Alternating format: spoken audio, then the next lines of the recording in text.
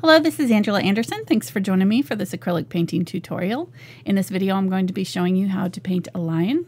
We'll be doing it step by step from start to finish. I'll show you how to draw them and paint them with acrylics. This will be kind of a medium difficulty, more intermediate level painting. And he was the winner of our viewer's choice poll. We had a desert landscape and a lion to choose from, and he was the winner. But we will be doing the desert landscape. So if you voted for that one, we will be doing that in a couple weeks too. So I've got my husband Mark with me. Hey there, everybody. He's man in chat for our live show, so if you've got questions, you can ask those, and we will try to answer them while I'm painting. All right, let's get started. All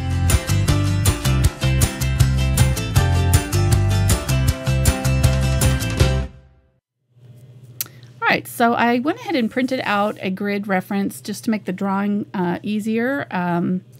So this is our lion portrait. I've got a 9 by 12 inch canvas panel. This is the Fredrix Pro Belgian linen canvas board. I really like these. They've got like a low texture, so you don't get a lot of, the paint goes on a lot smoother than a really highly textured board. So I'm really liking using these. I've been using them for almost a year now, not quite, and they are our canvas sponsor, so I'm glad I like them. All right, I think I kind of sneaked it in here. This painting is a contest winner. Our Patreon folks voted on a poll. Yes. It was a bonus video that I'm doing, well, like a bonus video, but a special thank you video that I'm doing for our Patreon folks. And when they voted, they got to comment, and I pulled a winner out of the comments. And what happens to the winner? They get the painting, the finished painting, after today. Yes, I will be mailing it to them probably in a couple weeks because I don't want to let it cure and varnish it and all that kind of thing. Okay. But, okay, here we go. Karen Lee. Yay. Or Lay, I'm not sure how you say it. Here, we'll do that, and we'll do some cowbell. Congrats, Karen. Karen. So she's actually been one of our patrons for a long time, so we're real excited to be sending that to her. So congrats to Karen. And let's get started here. I'm going to show you all of our brushes. We're going to be using some specialty brushes for the lion's fur. If you don't have these, you can use other brushes. I'll show you some kind of substitutes, but these are called a rake brush. They've got thinned out area. In the front, you can actually take an old scruffy brush and just cut through it from the top down. Just cut, snip, snip, snip, and it'll kind of give you something similar to this. So if you've got an old scruffy brush, you might just make it into a rake. But I've got 3 different sizes. This is a 1/2 inch, 3/8 inch, and 1/4 inch. I may not use all of them. If you don't have all 3 sizes, that's fine. Just use what you've got. If you don't have one of those, you could use like a hog bristle brush, something like that. Possibly a fan brush, like a stiff bristled fan brush. I've got a couple of Willow's blenders. These are the 3/8 inch and 1/4 inch. They're like a Filbert. They're similar to a hog bristle brush, but they're a little softer and they're synthetic, so they don't get soggy in water. Really like those. So we'll probably be using these for some of the texture on the nose, and I'll see how it does with the hair. We might use those for that too. If you've got one of these, this is a Fix-It brush. It's got kind of a rounded tip, kind of pointy a little bit, and it's really firm bristles. So I've used that in a couple of different videos as well. That can be used for the hair as well. And then if you just, if all else fails, you can use some sort of an angle brush and just kind of do them individually, or a liner brush. So we'll have a couple of liners. I've got a 3/0 spotter and a number 1 liner, and then a 1/4 inch and a 3/8 inch angle. These are the VelvetTouch from Princeton. These blue handled ones that I've been showing are all the select brushes from Princeton. Princeton is our brush sponsor, and we appreciate them for sending us our brushes to use today. And then we've also got a couple of their 6100 series brushes that I might be using as well. I just grabbed a bunch of brushes. I'm not going to decide until I get painting. I don't know which ones I'm going to exactly. And you have about 2 or 3 more dozen brushes over right. off to the side that you're not using at all. So got a number 1 round and number 2 bright and number 4 bright. So just use what you've got. You can do a lot of this with just 3 or 4 brushes. you know, just by kind of adapting them a little bit. So I don't feel like you have to go run out and buy them, but if you want to, there's a link down in the description for thebrushguys.com, so you can find all the brushes that we're using today in my recommended list there. No running now. You just get online, click, Exactly. and you bought them. That's Brush right. Guys. Yeah, you don't even have to go to the store. You don't even have to leave your house. All right, let me go over our colors here. We've got Unbleached Titanium, Titanium White, Zinc White. That's just a transparent white that we're going to use in the eyes. That's the only place we're going to use it. So if you don't have it, don't worry about it. You can water down some white for it. This is Cadmium Red Medium, Indian Yellow Hue, and I've got a liquid version of it. This is liquid version and regular heavy body acrylic version of the Yellow Oxide, Raw Sienna, Burnt Umber, Ultramarine Blue, and Carbon Black. So I started out with a black canvas, and I lightly gridded it. You can just barely kind of see the grid here. I used white, and that was a mistake. It was way too dark. So use a light color kind of close to your black, like maybe a gray, just dark enough for you to be able to see it. And I used a water-soluble pencil. This is a watercolor pencil for this, so that once we get to painting, we can easily erase it. You could also use a chalk pencil or a pastel pencil, just anything that is going to be able to erase really easily. You don't want to use a graphite pencil because it will not erase. And so then let me go here and see. So I'm going to go ahead and kind of, I did use the grid for it. If you do use the grid, it makes it really easy, because then all you have to do is kind of look at each little individual box. You count your boxes down. I made sure that I had exactly 9 across and 12 down. I cropped my photograph so that it was 9 and 12 boxes, and that way it's going to exactly match my photograph in dimensions. So my photograph could be any size as long as I have the same number of boxes on my canvas, if that makes sense. So, okay, and for the people who are just jumping in, what software helps you do the gridding? There is... I'll put the link down in the description. I can't remember the name. It's artgrid.com, I think, or something like that. All right. Yeah, so it's a website. I'll make a note here somewhere. Huh? I'll make a note to remind you. Okay, thank you. I did it on the, if you go to the poppy field video that we did a couple weeks ago with the girl in the poppy field, I put the link in that video down in that description of that one. So anyhow, okay, let's get started here on the drawing. So this is a chalk marker. I'm going to go ahead and use a brown, see if that shows up enough. It's so shiny, it's kind of hard to see. I'm going to tilt it a little bit. So our face of our lion is kind of a heart-shaped face, and it is right in the middle. So if you don't have the grid and you don't want to have to,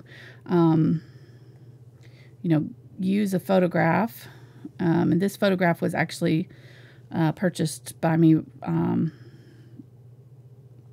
a professional photograph website, so it's not public domain, but you can find all kinds of photographs of lions. You didn't have our pet lion pose for this one? Exactly. Okay. No, but we do, speaking of pet lions, we do have a special, we had a pet lion for a while. Well, we still have him around. Yeah. He just doesn't, he's not on duty anymore. Right. He's in the studio today as a special guest, as Lion Buddy. Lion Buddy. We're at odds at which child that was. I think it was Spencer's. Mark says it was Nathan's. So I don't know if the boys even remember. But one of our boys, that was, Is their version of a teddy bear. Yeah, exactly. He's been around a while. That's for sure. So I don't know where you found that this morning, Mark. So you can see we've got this kind of heart-shaped. It comes up real sharply and then angles out to either side, then kind of comes straight down and then angles in.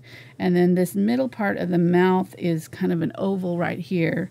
So if you kind of go from between the eyes or just below the middle of the eyes here and out, there's like a little section that kind of comes out like this and comes back in. For the nose, it sort of mirrors this shape here, like kind of parallels it a little bit there and there, and then it comes down here and here. It goes from the eyes down and around. So this would be the oval shape right here, kind of, right? And then the bottom of the chin comes in just a little bit from where it kind of goes in for the mouth. It comes in and kind of flattens out a little bit. There's a little bit, it's a little bit longer in the bottom there. I'm just doing little dots because I don't want to cover it in straight lines, because then I'll just have to try to cover them up later. All right, and then the nose comes straight down. It's got a straight line, comes down and out, splits just like a regular cat mouth, right? They have that classic kind of upside down Y shape. And then it does another heart. The nose is kind of a flattened heart, so the top of it kind of comes down just a little bit and rounds out like that. And then if you were to continue it, it kind of would go straight down here, right? But we're going to cut it kind of in the middle and bring it up, around, and in like that for his nose.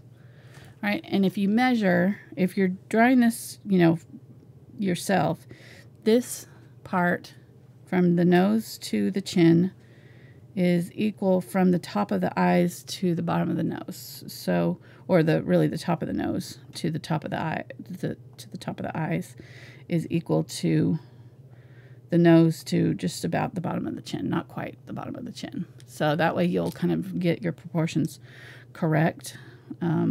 There's sort of a Y shape right here. You can go straight down from the nose, from the top of that to where this snout starts right there. And then there is a line that points, so if you go from, I'm trying to see how the easiest way of doing the eyes here, I'm telling you, but they're rounded here. They're definitely slanted downwards. So, and then there's like that. So they're an almond shape, but if you did a diagonal line through the center of it, the edge of the nose is kind of where it's pointing to. So this point and this point sort of point to this side of the nose here. And that way you can know that you're not getting it tilted in the wrong direction. And then this part's kind of open and comes down here and has a little long dark area right there.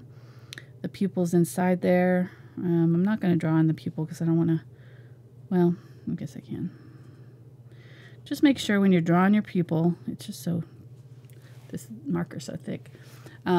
When you're drawing your pupil, that you do a circle. Even though the top part's cut off, it's still going to be a circle. So I see a lot of people, when they're drawing eyes, that they end up drawing a weird oval shape for the pupil instead of a actual circle that's cut off. So just make sure that you're continuing your circle all the way around like that. All right. And then there's an eyelid and other things like that, but I'm not going to draw that all in right now.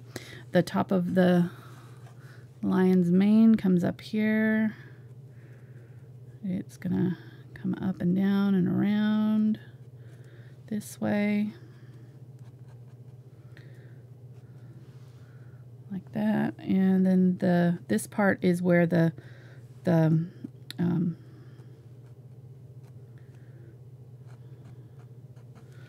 mane starts, I guess. This part is the shorter hairs for the face. And then this outer part is going to have the longer hairs for the mane. They're going to come around like this. Some of them are going to be a little shorter and come in toward the face. They kind of come straight down over here.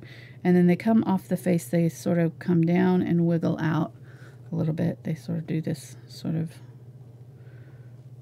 flowing shape around it. So they sort of come out, back down, and back out, sort of wavy hairs here. That's what I think that's kind of key to getting that sort of regal lion mane look for feeling. We actually saw the Lion King. This reminds me of it a little bit. We saw it when we went to New York this winter. I've got like 5 hairs sitting in my studio here. I don't know where they came from. Get them off Let me see. So this is going to do a V shape right here. So it's going to kind of go to a V right here and here. And then the bottom is kind of going off the bottom of the canvas. This all kind of curves in like this and down. Okay, so there's our basic lion drawing. That's about all I'm going to do on him. I'm not going to do too much because I will just get in there and paint. You can see more of it as we get going here. And go ahead and zoom out a little bit. The chalk markers are available in your Amazon store. They are. There's a link down below, just below the video, show more. Click it. There's 3 different stores, but the one for acrylic painting, and you'll find them in there. Yeah. Yes, click on the acrylic painting supplies section and you'll find them. All right, I think I'm going to start with the little Willow's blender. We'll see how we do. I'm going to use it for the texture on the face. So I'm going to grab a little bit of the Unbleached Titanium with this. I'm just going to start going in, adding little bits. This is going to be one of those paintings that's going to take several layers before it starts to look anything like a real lion. And I think the glazing is going to be where I'm going to do a lot of my contouring, so we may end up with some kind of funky looking layers until we do the very last glazing bit. So just keep that in mind. This is going to be one of those paintings that is definitely going to have some weird ugly stages. Let's go ahead and grab a little bit of the burnt or raw sienna. If you don't have raw sienna, just use yellow oxide. You can add a little bit of burnt umber to your yellow oxide to get a similar color, maybe. Or, yeah, it's kind of a yellowy brown, but it's a little bit darker than the yellow oxide. A little bit deeper color. And you said that that is the Willow's blender. This is Willow's blender, okay. Yes. But you could use any kind of small textured brush. You could even use a scruffy regular brush if you have something that's kind of old and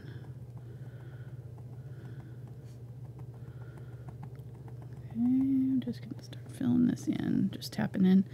This is our first layer. I am leaving a little bit of that black showing through. There is a lot of black kind of peeking through on the face texture, so on the lion. This brush, just kind of using the texture brush, just allows it to look a little bit more like that short napped fur that he's got going on. Right. Grab a little bit of burnt umber here. And do a little bit of burnt umber down in this crack here that's or the crevice between the nose and the eyes. Just tapping. I'm just tapping motion here.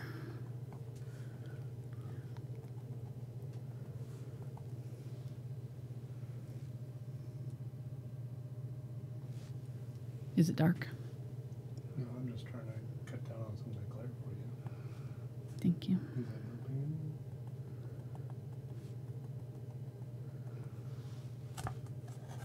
I think if I hold it this way, I can get a little bit less glare.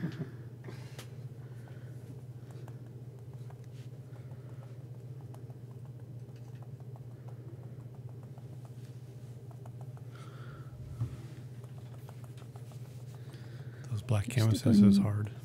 Yeah, well, and this carbon black is shiny black. I could have used a matte black, and it would have not have been as bad, I think.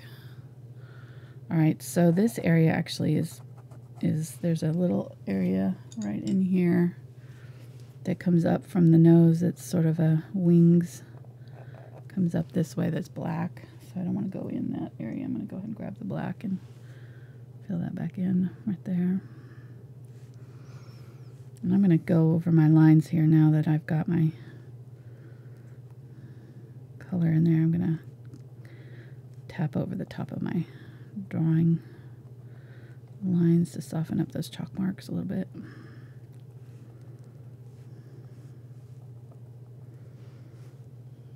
Okay, grab some more of that Unbleached Titanium. And just go around. I'm not really worried too much about the color at this point. I'm just trying to kind of get a contrast against that. I'm more interested in the texture at this point. Trying to get that textured look. We can change the color and the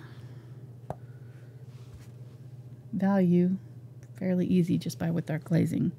So we're really just more interested in getting some of this fur-like texture on right now.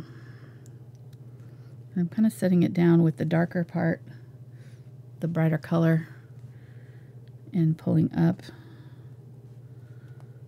And that way I'm going to get kind of some sort of fur-like texture.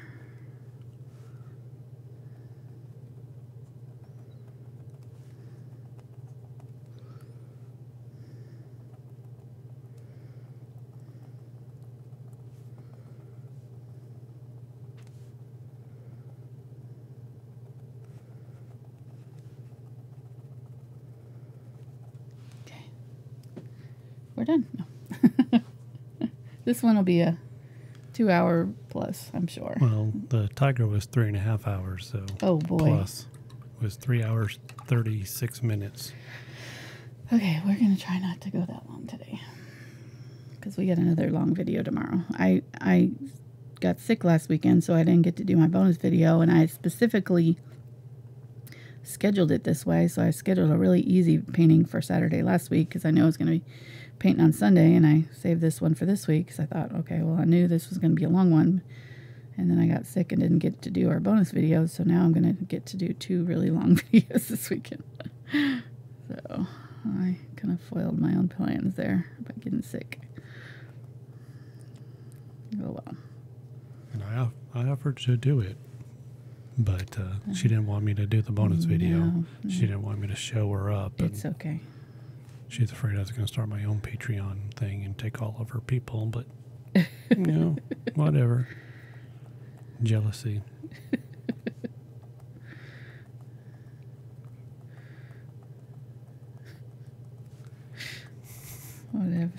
Whatevs. All right. I'm going to grab some yellow oxide. Maybe a little bit of the raw sienna.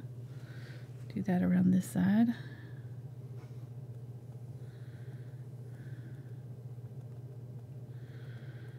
There are spots on this.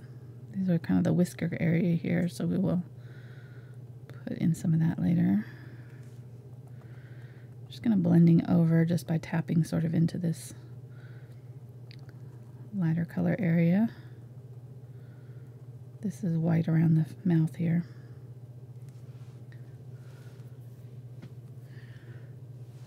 And I'm going to grab some black. I'm going to go up through here with the black because this is dark. I drew our line through it, but it's really supposed to be dark. So this is supposed to be black right through there.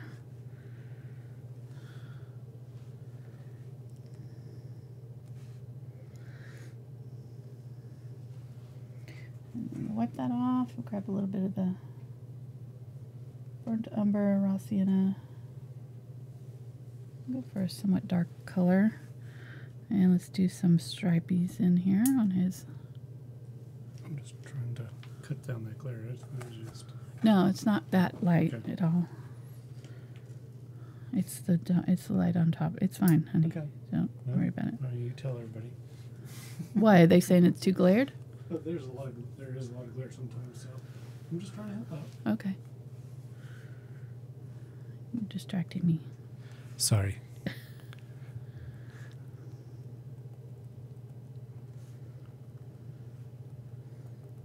Okay.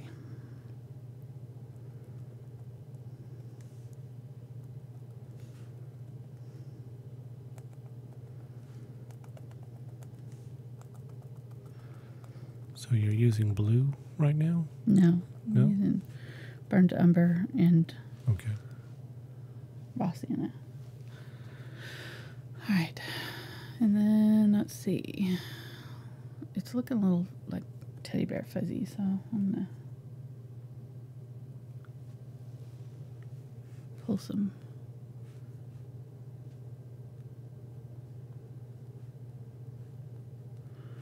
more straight hair looking stuff. If I set it down and kind of pull down, the fur on the mouth is kind of going straight down into the side, out a little bit.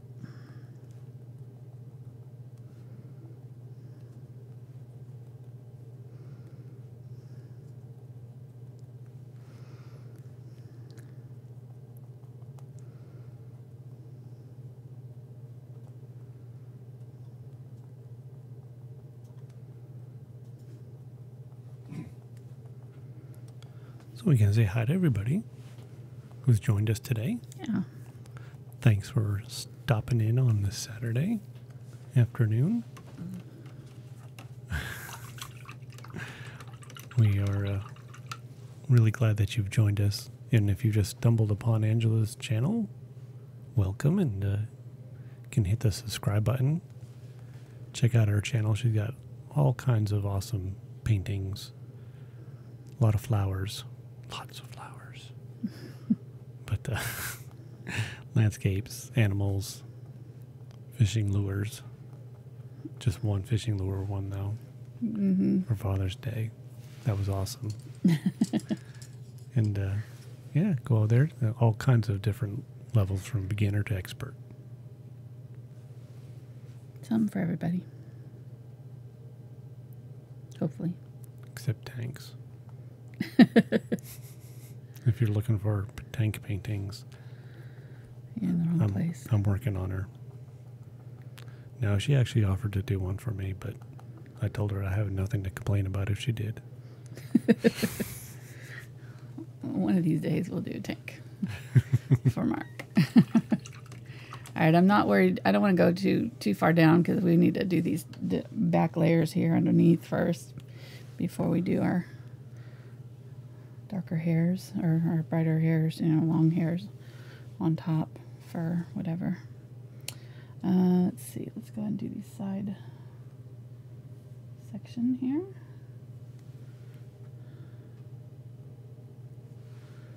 I'm going to go with my towel and just kind of gently wipe off my chalk because it's really dark with this chalk marker. If I was doing this just for myself, I probably wouldn't use that big chalk marker just because it's good for the camera because it's easy to see, but it's really leaves really thick lines in here. They're hard to cover, so I'm just going to try to kind of soften some of those up a little bit with the damp cloth. It's not... If it was too wet, it would just wipe them right off. So I'm just going to kind of... And it may end up leaving a little bit of chalkiness on our black, too. Which will actually kind of cut down on the glare, so maybe it's a good thing. I'll just do it all over. So how much of this chocolate do you want me to save for you? I stopped eating it. I've had 0 pieces yet. Well, I got nothing really to do over here while you're painting. The longer you take, the more chocolate I eat. Okay, let's do this fast then.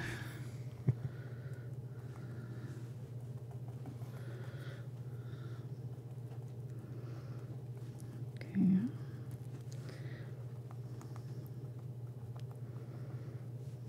This is the raw sienna here.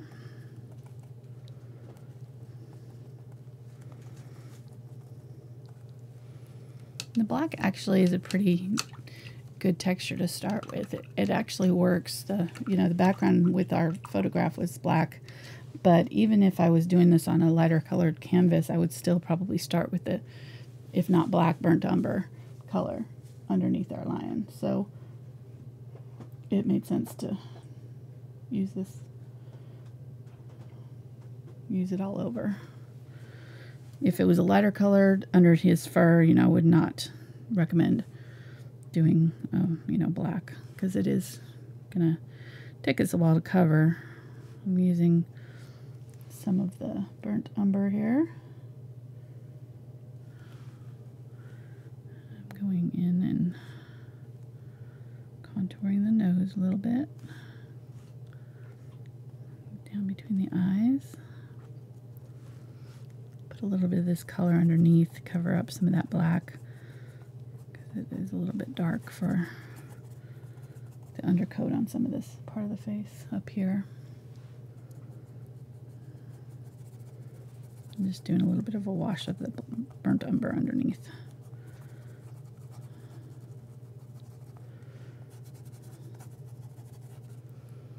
Really quickly.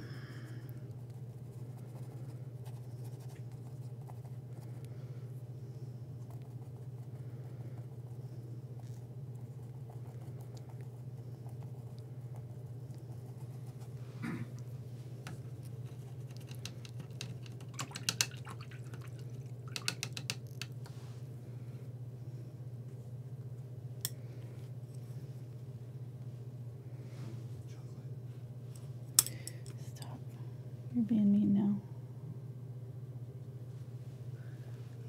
Better share. Yeah, I'm just glad it was addressed to both of us.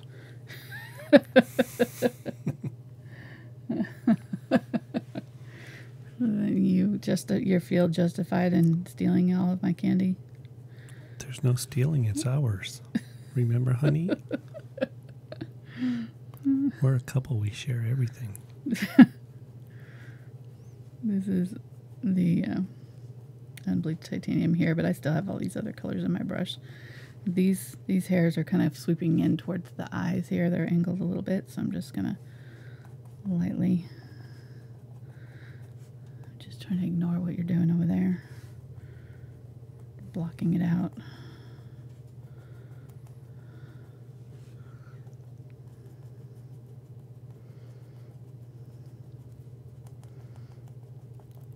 I might have to have you do play-by-play so I can have some of that candy. We still don't know who sent it, though. They didn't come with a note.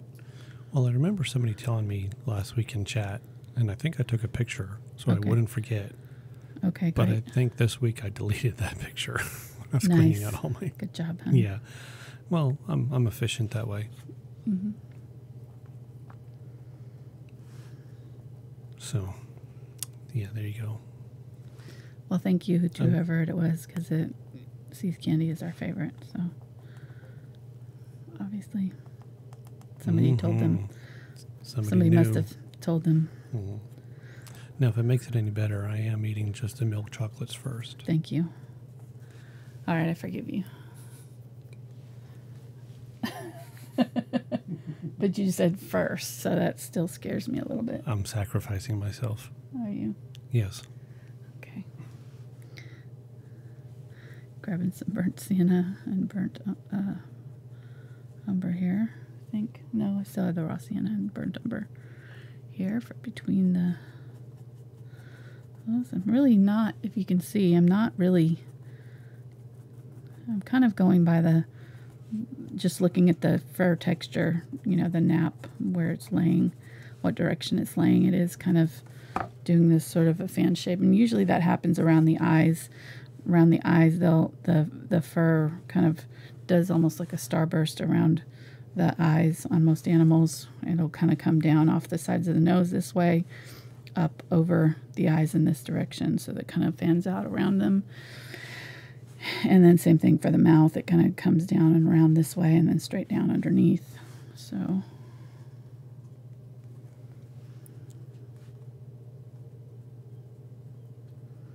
okay. and some lighter color here. It was longtime viewer and supporter Sin. Ah, thank you, Sin. Yeah. They were really good. She's the best. Mm-hmm. So should I just take a bite out of each one and put it back? No. So like we can just... No? Okay. I'm leaving these little... There's these little kind of... They're almost like little... I don't know. They're not eyebrows, really, but they're these little kind of dark areas here.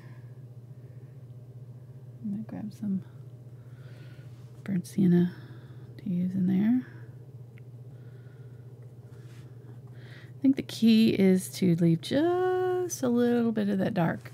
We don't want to cover it all up right away. So, but we do kind of want to get some of it covered. What are you mm-hmming about over there? I was agreeing with you. No, really, That's how you approach it yourself. Yeah, well, I got chastised last week for pretending like I do art, so. I wasn't chastising, I was making fun of you. There's a difference. Oh, sorry. Big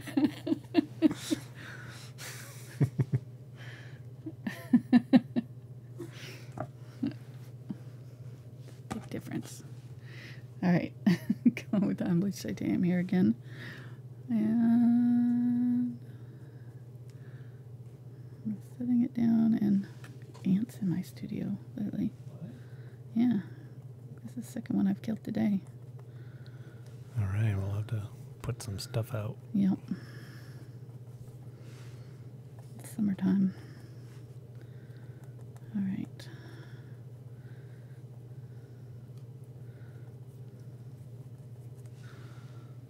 Oh, he's coming together pretty quickly here. So really, as long as we get this kind of texture correct, probably need, well, if you count the black as one layer, right? This is our second layer.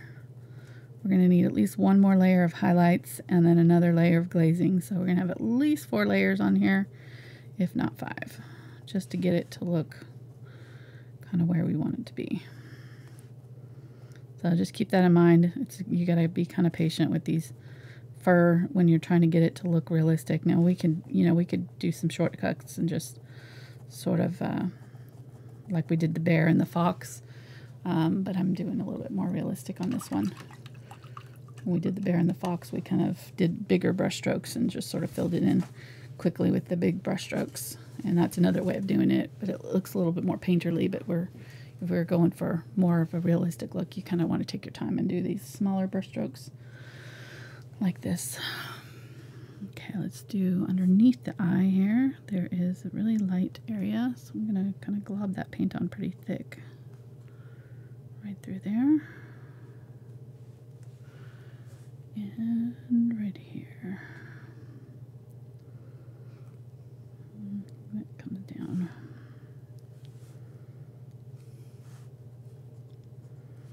There and there, and then there's a bright area on this side too. I've got these other colors in my brush, so it kind of toned that down. It wasn't pure unbleached titanium there.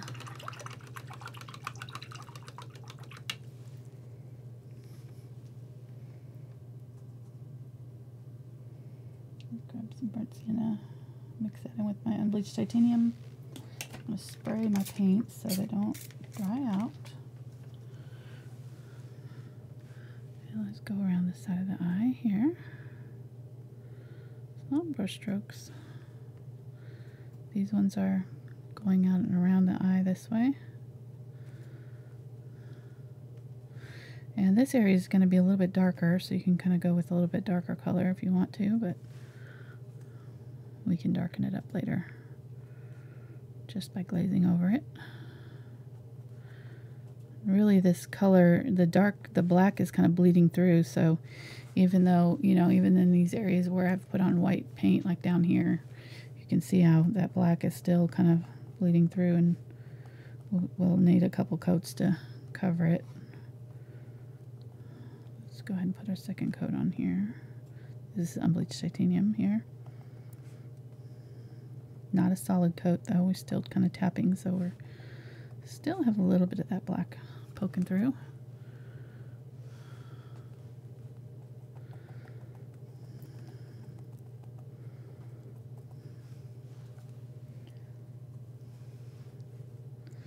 Yeah, we just want to say thank you so much to our Patreon folks that have helped. It's really changed our channels, changed our lives quite a bit. It's been amazing the last 2 years since we've been doing it. Well, we haven't been doing it full on 2 years. It was year and a half or so. Year and a half, yeah. But we've bought new camera equipment. We've been able to go on vacation. Amazing. Yes. They've been able to. It's really pay off student loans. Yep, we paid off Mark's student loan. This week it's just been, you know, my income has always been kind of a supplemental sort of, you know. Well, up It until paid for my habit, paid for right. my art obsession, Right. but never really contributed a whole lot.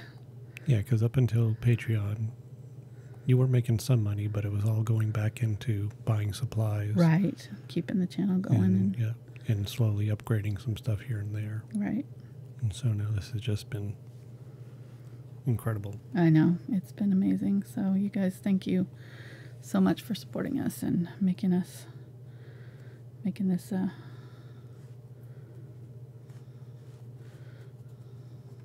big part of our channel. And it's also allowed me to do some fun stuff like the portrait, which I wouldn't have done since it's going to be a multiple painting project. You know, it's going to be multiple. The Patreon bonus videos has allowed me to do some things that I wouldn't normally have done for YouTube because the longer videos just don't do as well usually. 1 hour and less are my top videos usually. You know, if you go and look at all my top viewed videos, and if we were concerned with numbers, which we were before we were doing Patreon, you know, to make money we had to do well on YouTube. We were kind of a slave to the YouTube fates, you know. I mean, it was pretty much up to them how our videos were going to do and right. who they showed them to. And now with the Patreon, we've got another set of folks that are getting to vote on stuff like this that we get to do, and they subsidize it, so I don't have to worry about what YouTube does with it anymore. I can just do what I want to do, what you guys want to see. Makes it a lot better for all of us, hopefully. Hey, somebody's got a question. Yes. They said that they missed the beginning, so they're wondering, why are you using diluted paint? Is it because it's thin for the fur, or for some other reason? I'm really not using diluted paint yet. I'm using the heavy body acrylics here, but later when I do the fur down here with the rake brush is so thin. These hairs are so fine, and it's not a firm bristled brush. If it was a firm bristled brush like the one I'm using here, you can still get texture. But on a really thin, soft brush like these rakes, the heavy texture paint won't flow off of them unless you've got a thinner paint. So we could thin down our heavy body acrylics, and you can do that. Totally can do that if you don't have the already thinned paint. But I do, so I'm just going to use the already thin paint for the parts when I want to do the longer hairs with the rake brush. So yeah, that's why.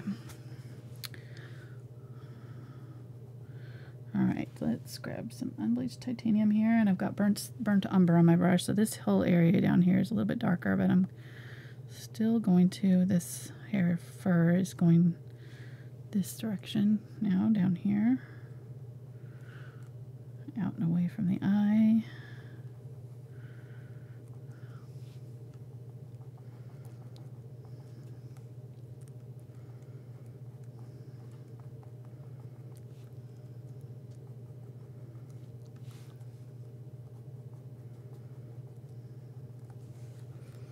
And this area is a lot darker, but I'm going to go ahead and put this fur texture on, and then we'll darken it up with our glaze later. So I'm not worried about our values. Like I said, I'm just trying to build up some texture here.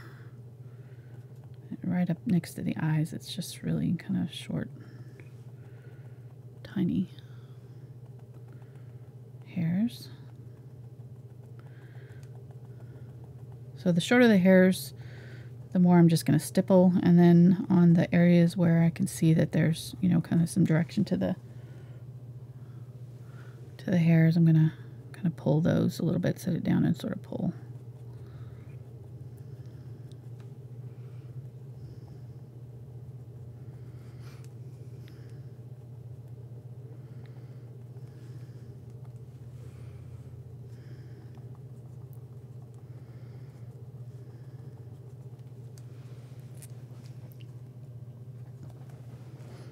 A little bit more in here.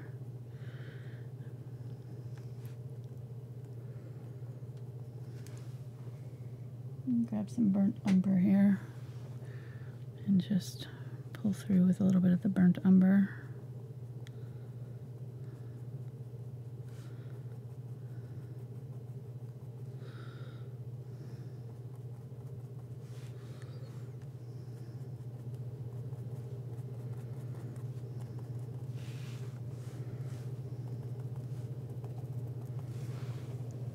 Okay. He's starting to come together. He's going to look really spooky until we get his eyes in.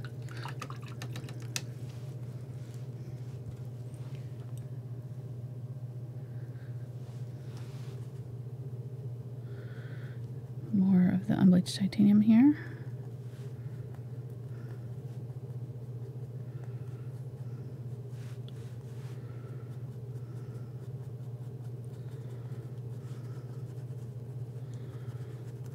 I'm just going to go over here with the wet paint and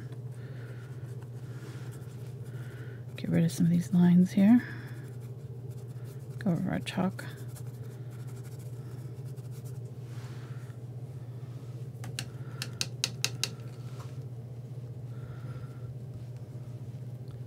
So I was just checking out your Teespring store. Yes, You got butterfly socks in there. I do. I just saw that. I need to get some of those. I need some too. That would be a good. Yeah, but then we'd stocking probably get our stuffer. pairs mixed up. I think they have different sizes, so it'd probably be pretty Okay. easy to see. Maybe not, though. They may have one size. I'm not sure. I don't think I've sold any butterfly socks yet. Those are the butterflies that are on the wallpaper and fabrics that I sell on Spinflower.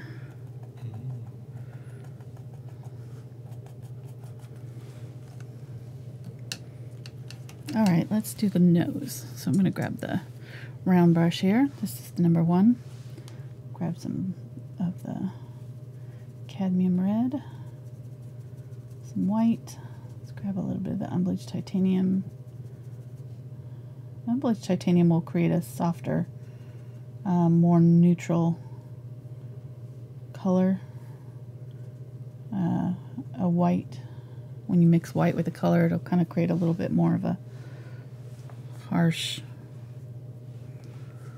version of it. So this is kind of a flesh tone. The yellow in the unbleached titanium will kind of also help yellow out the nose color so it's not so pink, pink, pink. And let's just kind of tap that in here and leave a little bit of that black showing around the outside edge.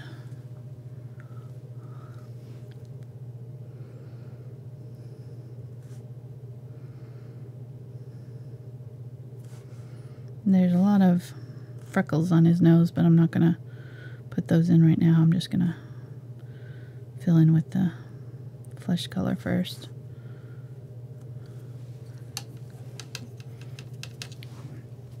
And then I'm going to grab black. People are skeptical that this is the ugly stage. Oh, really? Yeah, because it's looking so good. Oh, good. Well, good. Glad it's...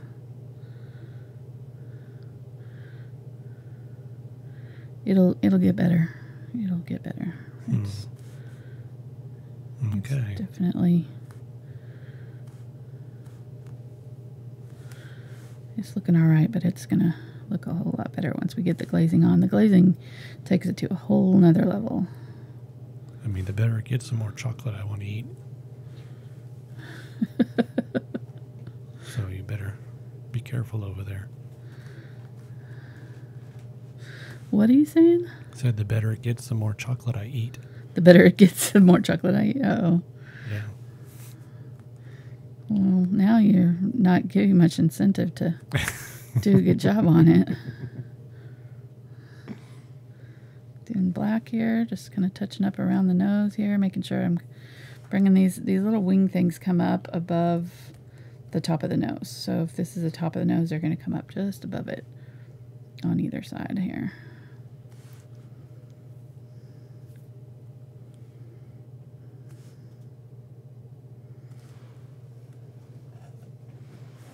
And then it's going to darken up right down here. So I'm just going to tap over the edge there to kind of darken it up so that bottom edge of it disappears down into the mouth area.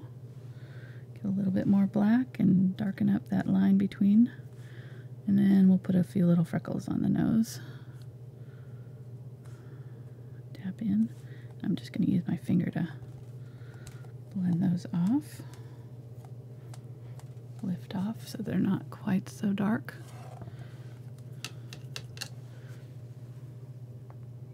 Grab a little bit more of the flesh color and sort of tap in around those black areas. And then there's a little bit of highlight. Grab a little bit of the Unbleached Titanium here. There's a little bit of highlight right on the bottom of the nostrils. It's a little brighter area right there and there.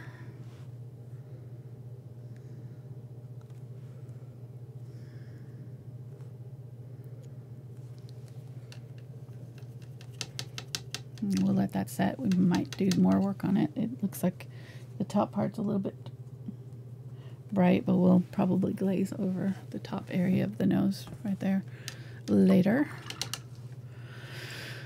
Let's see.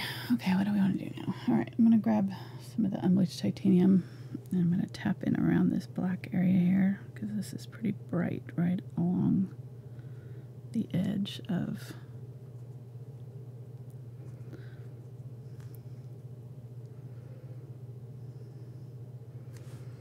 I don't know if that's part of the nostril. It probably is. Probably kind of curves up and around.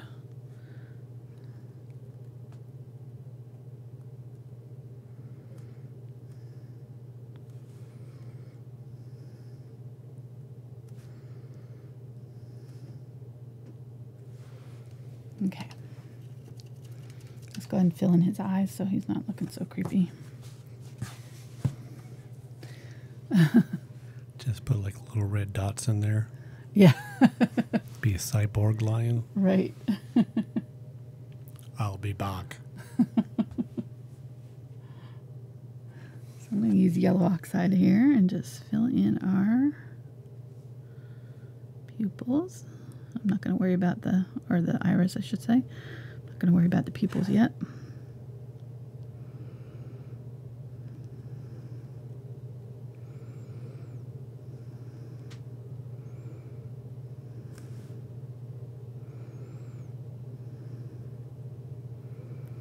Don't worry about it getting solid at first. It's not going to cover completely probably right at first. That's okay.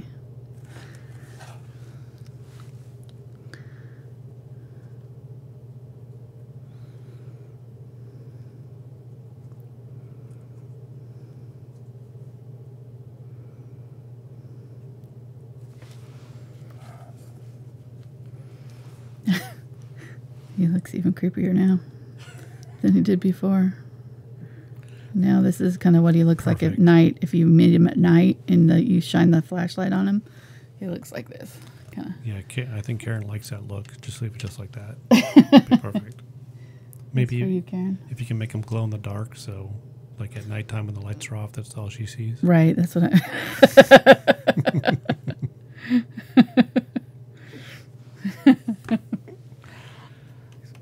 Glowing cat eyes. Yeah, she wouldn't mind that. That's funny.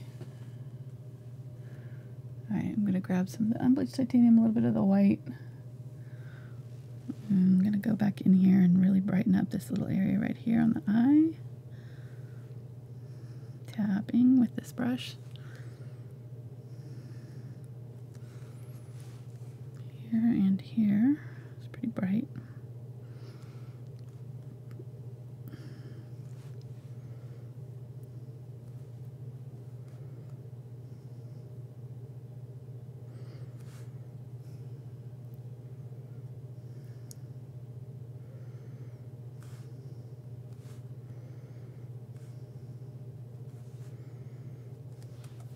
Okay, and then this guy doesn't have any white. He's got black around the eye.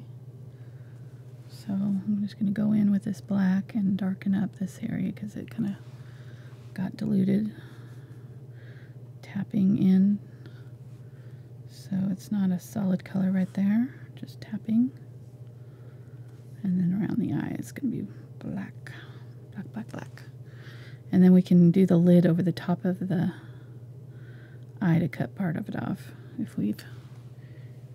I went up a little bit higher with the iris than I needed to so that I could cut off the top of it with this.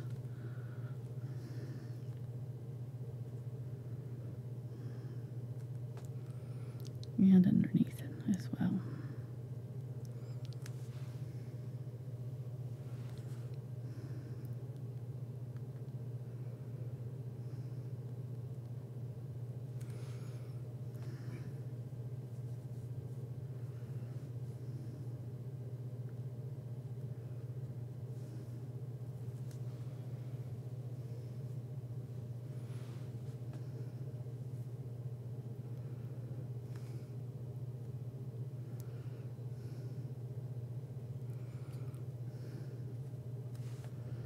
This goes all the way out like this, and it does that kind of classic cat eye curve right here, there and there, and then dark comes down and round the bottom of this white area.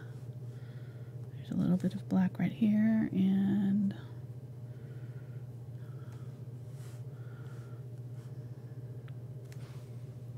grab a little bit more of that black and go in here and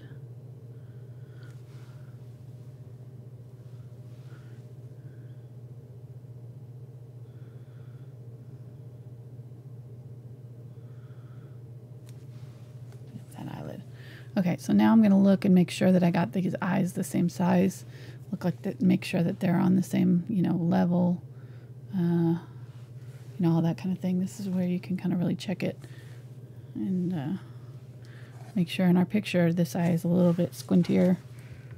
It's a little bit down farther than this one, just slightly. So they don't have to match exactly, but you do want them to be the basic same size. All right, and let's go ahead, and he's got his eyes, he's really pinpointed in on you to eat you, I guess. I don't know. He's like, what are you? So he doesn't have the cat slits. They're just basically round pupils here. They're just inside from the center, just slightly inside. This one may be a little bit too far over.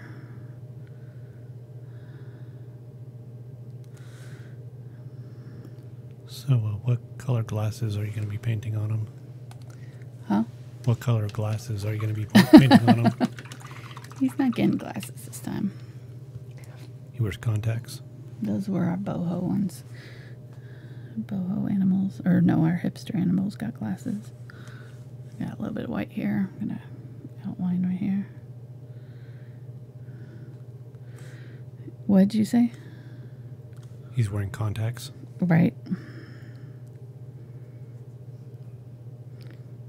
Yeah, what happens when you're a lion and your eyesight goes?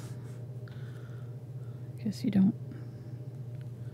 That's where the men are, like, have the women around to get their food for them. Just sound out around and roaring all the time, yelling for their dinner.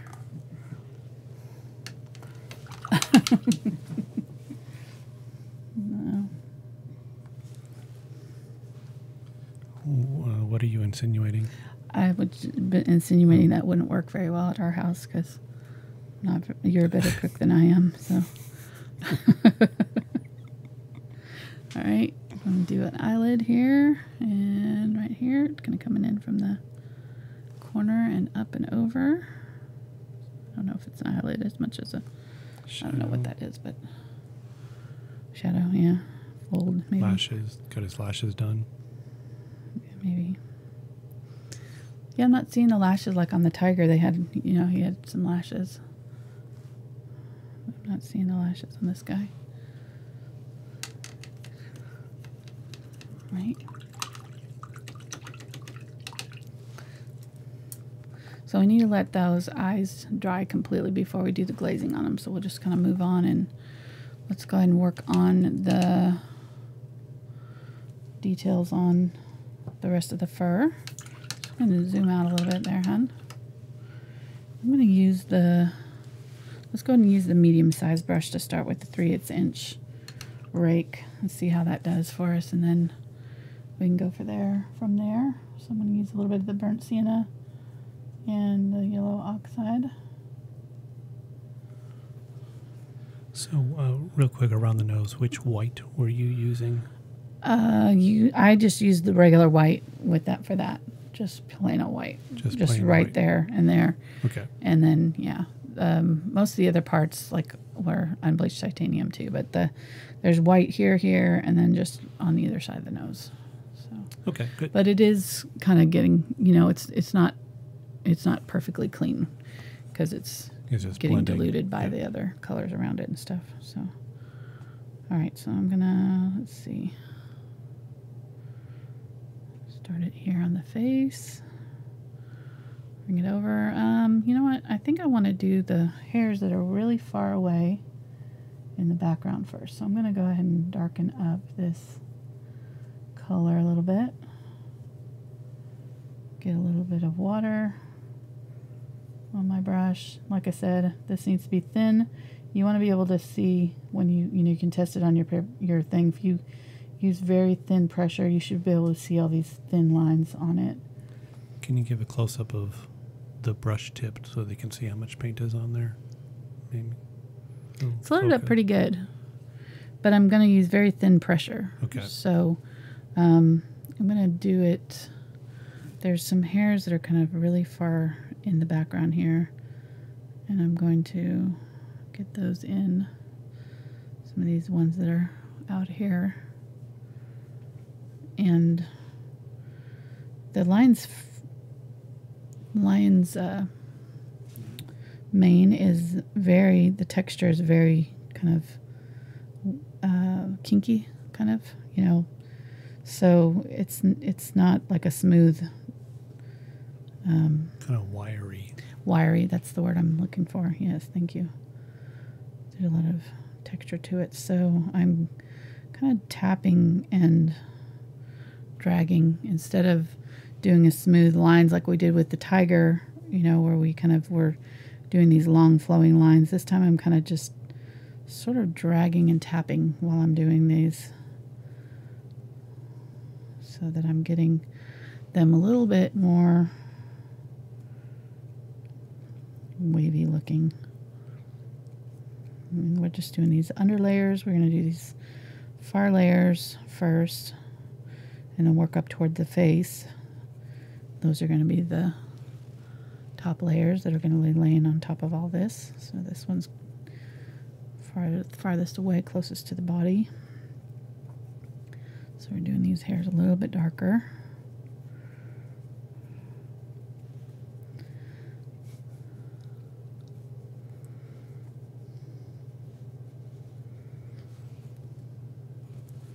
Very subtle, kind of all along this bottom edge here.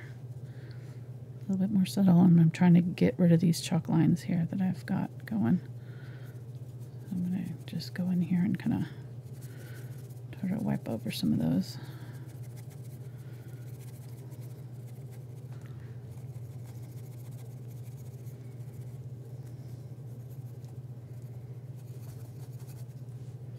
What are you laughing at? So Mona just kicked the door in on chat when she came in, just firing all guns on with her jokes again. Oh, no. Yep. She got some line jokes for us? Yep. Oh, no. It's awesome. And which colors are you using right now while you're doing this? Burnt umber and burnt sienna. And my burnt umber is not the thinner paint. I'm using the fluid acrylics. This is the golden fluid acrylics that I'm using for the thinner paints colors. You could use craft paint too if you have them. Craft paint's got this kind of thinner quality. So it doesn't have to be the expensive paints. But it just gives you a head start if it's a little bit thinner to start with. It just kind of makes it a little bit easier to work with this rake brush. Okay. Okay.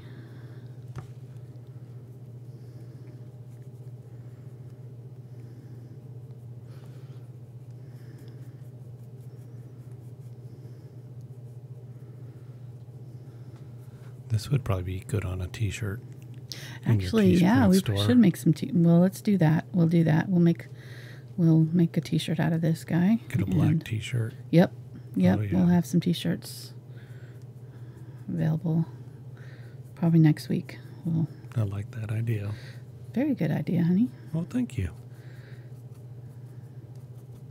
Yeah, because I mean, the tiger didn't make great shirts because the part of half his face was cut off, you know. Right, but this definitely will make a nice shirt because it's the full portrait mode. All right, just kind of going over my chalk marks here, trying to get rid of some of those. So how would they thin out their paints if they do not have fluid? Using some glazing liquid is probably your best bet. You can use water, but if you thin your heavy body acrylics too much, they can underbind. You know, you can have problems when you go to glaze later because they can be too thin and they won't, they'll kind of disappear off your canvas. When you glaze over them, they won't stick to the canvas very well. So using a little bit of medium in it is probably helpful. So a thin acrylic medium doesn't have to be glazing liquid. It could be like airbrush medium or something that's got some sort of a thinner in it. That chalk is just not one to cover.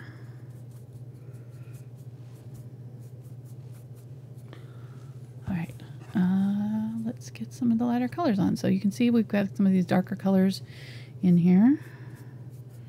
It's going over the top of the black. It's just, we'll be able to see these underneath when we do our lighter colors on here.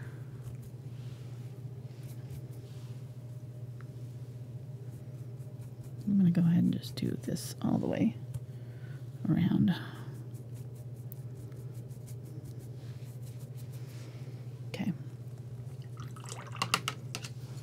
Clean it out. Let's get the yellow oxide. I'm going to go ahead and grab some of that. I'm going to put out some white also. Okay, they want to know if they don't have the raw sienna, what could they use instead? Just use yellow oxide and add a little bit of the darker brown to it. So it's just got a little bit of, maybe a little bit of burnt umber, just a touch. It's just kind of a more brownish version of the yellow oxide. You can see how close they are here. It's just a little bit darker than the yellow oxide. And the Indian Yellow Hue is just a little bit brighter version. So if you don't have the Indian Yellow, you could use like a cadmium yellow, and it just makes it a little bit brighter. We add a little bit of that raw sienna too. I don't want it too dark, too bright at first. There we go.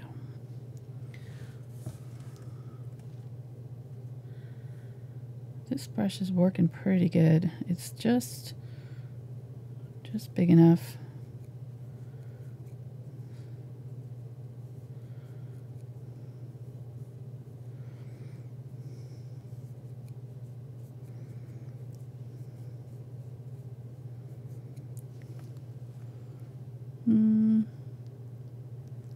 Might be a little too yellow. Let me just do the yellow oxide and a little bit of burnt sienna. So you can see these two colors together are actually pretty close to the raw sienna. So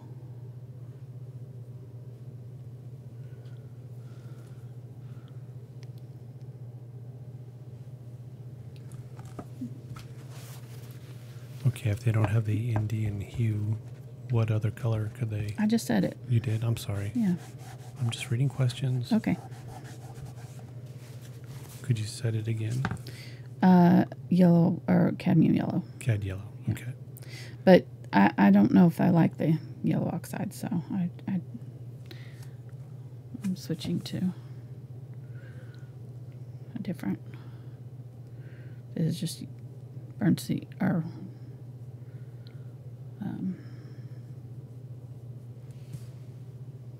burnt sienna and yellow oxide here. We'll grab some burnt sienna here, a little bit more of it, and right around the face here I wanted a little bit darker. We're gonna glaze this area, so don't worry about it if it looks too light at first. It's gonna look too light. That's fine. So you're just trying out the rake brush here, but people could try things like a fan brush or... Yeah, let me do it with the fan brushes. brush and show you what that would look like. So with the fan brush, you might get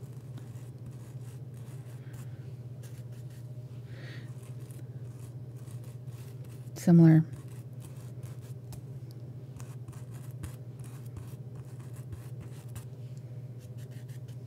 So it seems like there's no wrong brush. It's just try different brushes to get the different textures and Right. feels. Yeah, the fan brush is working just fine.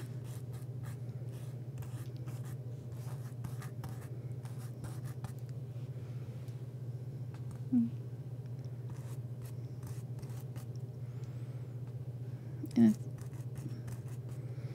you can also do it with a brush like this. This is just a cheap hog bristle brush. Get some more paint on there. Just try not to wet down these ones too much because they'll get soggy. They won't be as stiff the more you use them. Yeah, I was noticing you weren't grabbing any water before you did that.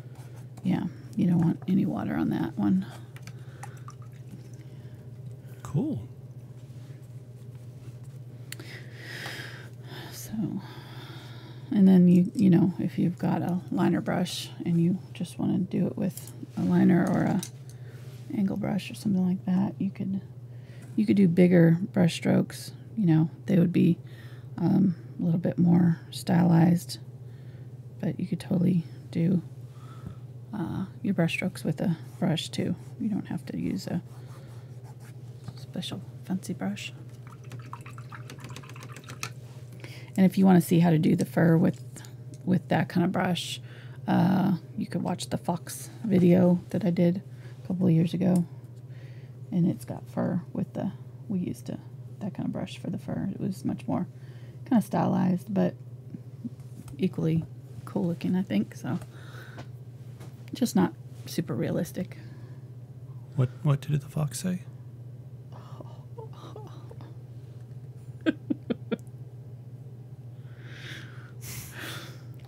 Can't believe you just went there. You're welcome, everybody.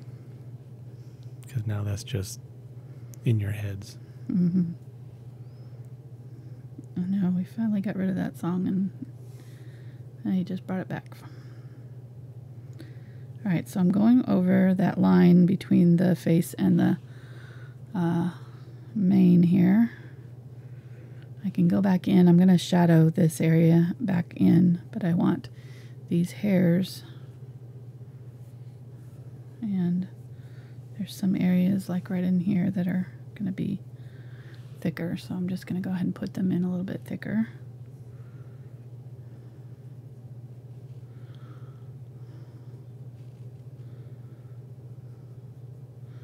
Really should be working from the outside in here, sorry.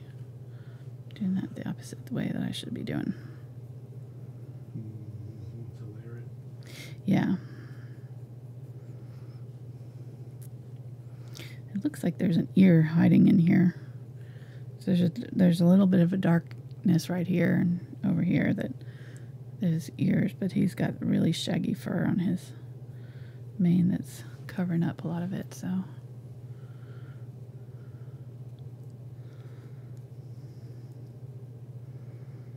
Let's get some of this kind of wiggly, more shaggy texture in here.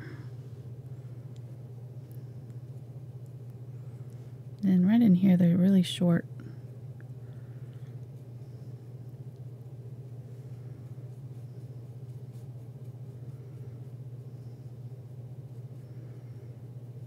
Really short brush strokes.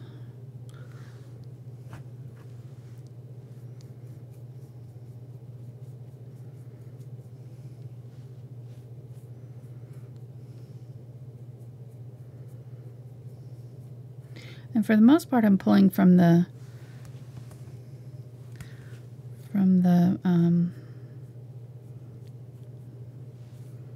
base to the tips. So I'm ending out, starting at the base of the hair and kind of ending out toward where it ends. That way you'll get kind of thinner, wispier ends on it if you do it that way.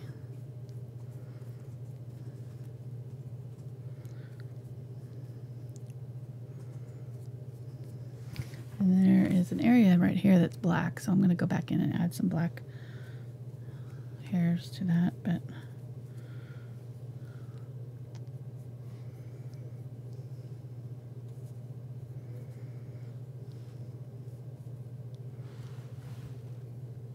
oh, he's already looking so handsome.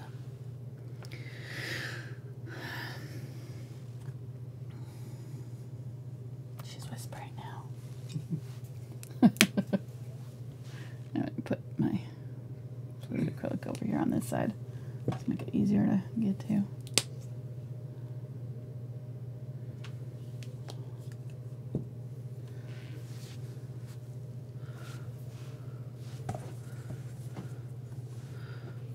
So his color's not going to look quite right quite yet, so just don't be too concerned about that yet.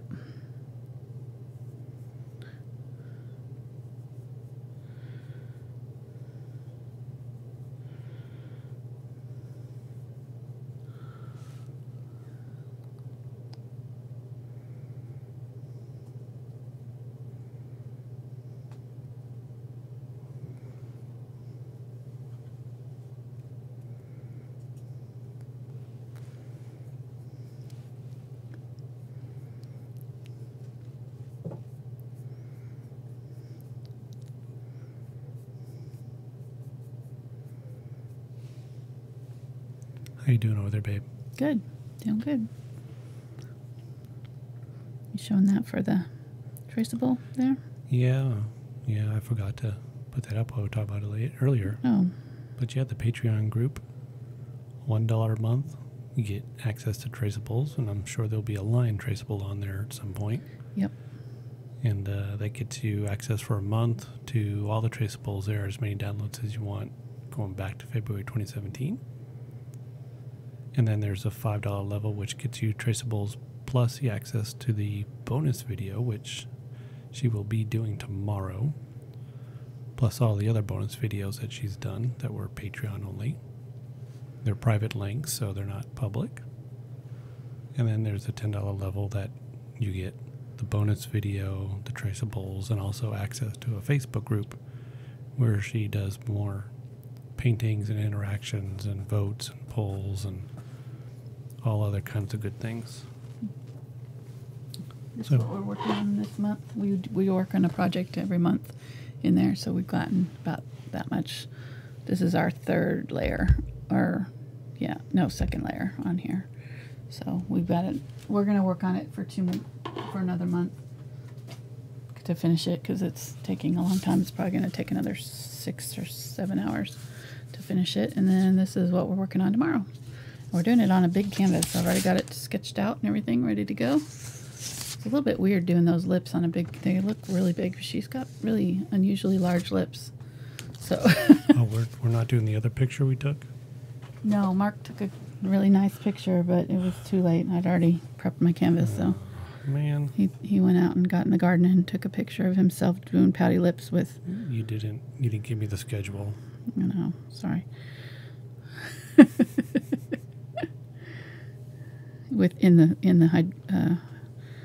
What was it? What's the name of the bushes that you were in? The honeysuckle. Honeysuckles. And the hummingbirds were like, "What the heck are you doing, dude?" I was there just being stupid, and the hummingbird flew up. I mean, he was probably 8 inches from my face, just looking at me like, "What the heck is going on here? You stop playing in my food." Yeah, exactly. You are in my lunch, dude.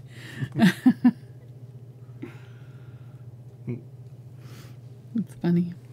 Okay, so this paint that you're using right now is a mixture of thin and thick, or No, this is the thin paint. this is all the thin Yeah, paints? all of this using the rake brush is thinned out.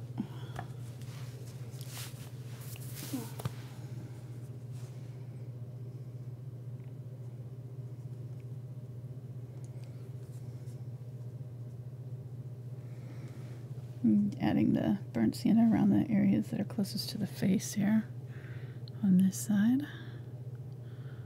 I'm kind of going over the edge a little bit and then pulling down around.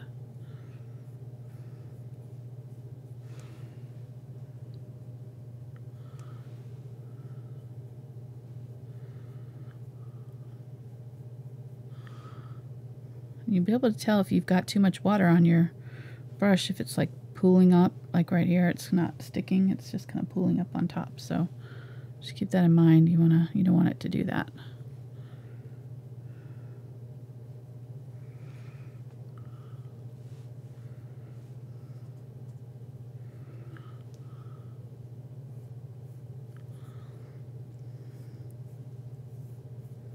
So it kind of comes straight down from the face a little bit right here around the muzzle. And then, I don't know, about an inch out, it starts to kind of curve back out this way.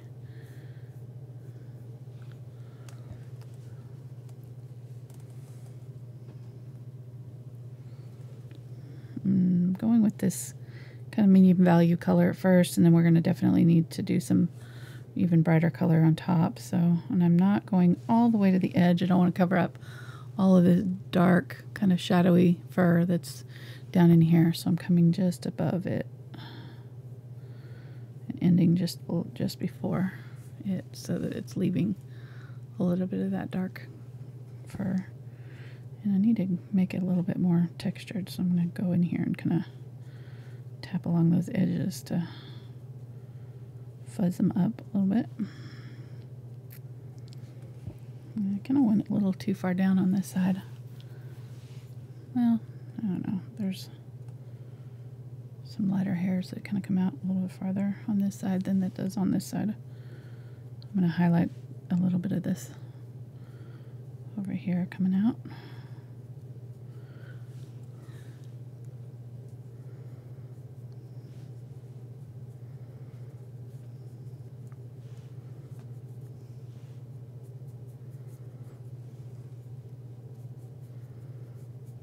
I don't know how they got this line to pose for this picture is what I want to know. I had posted a question in chat earlier just wondering what happened to the photographer right after the picture was taken. He does look pretty interested.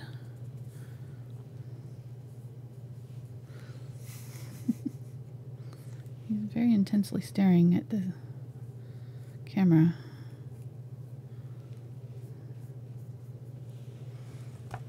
Okay, so there we go.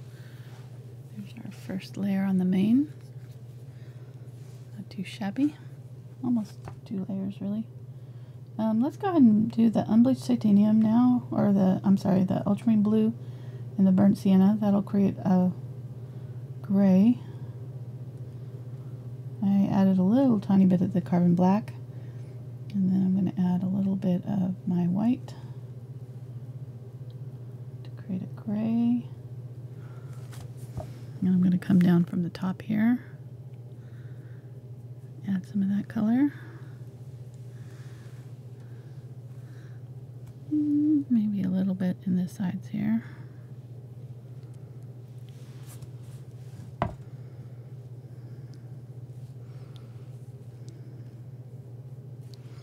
Not a lot. I don't want him to look like he's got gray fur, but we can add a little bit on the face too.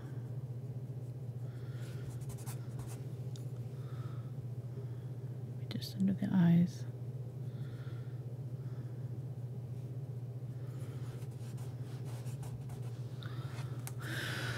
Alright, and then I'm going to grab the black and come up this way through it.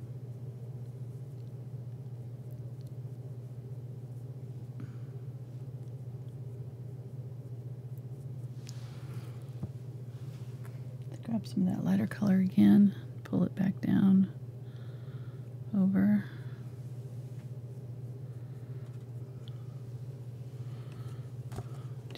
create that kind of stripe at the top of his head.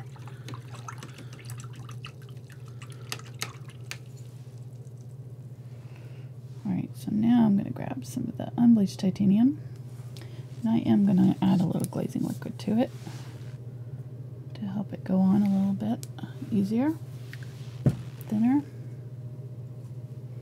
Some water.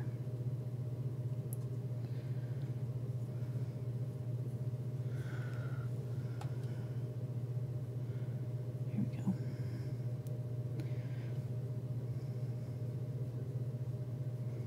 If you're not sure if it's going on thin enough, you can test it on your thing here. It should make your stripes. If you have it too thick, it's going to make your, if the paint is too thick, it's going to make your brushes stick together and it won't come out stripey. It'll just come out as a thin, thick line. All right, so now we're going to put in some of our highlight areas. So I'm going to very gently over here. This is where I'm going to look at my picture really carefully, and what I'm looking for are these areas like this that are really bright. Just these little tiny areas that have the really bright highlights on it. Most of this beard is going to get a little bit of it too. So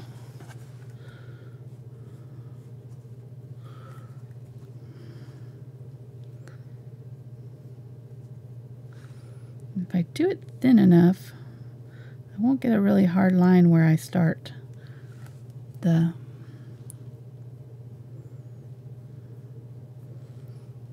color. Let's tap over to give it some wavy lines here and there.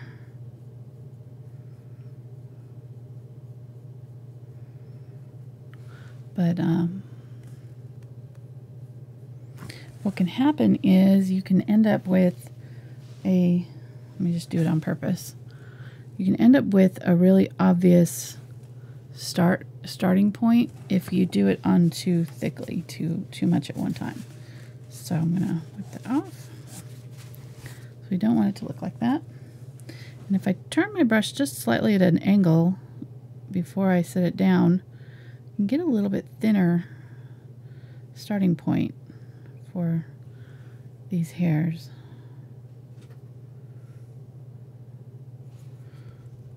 I'm gonna tap off of that. That's, oh, well, thankfully that's all dry.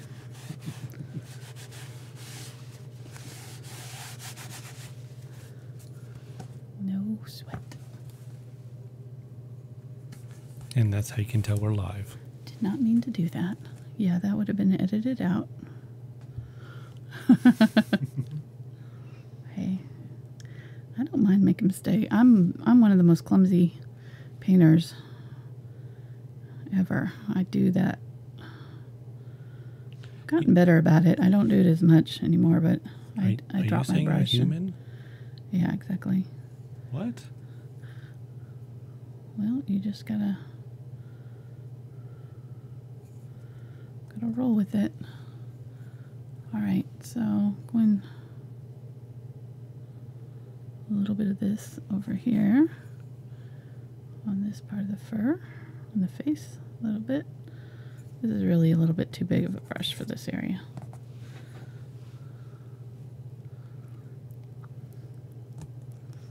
But I am gonna do a little bit in here.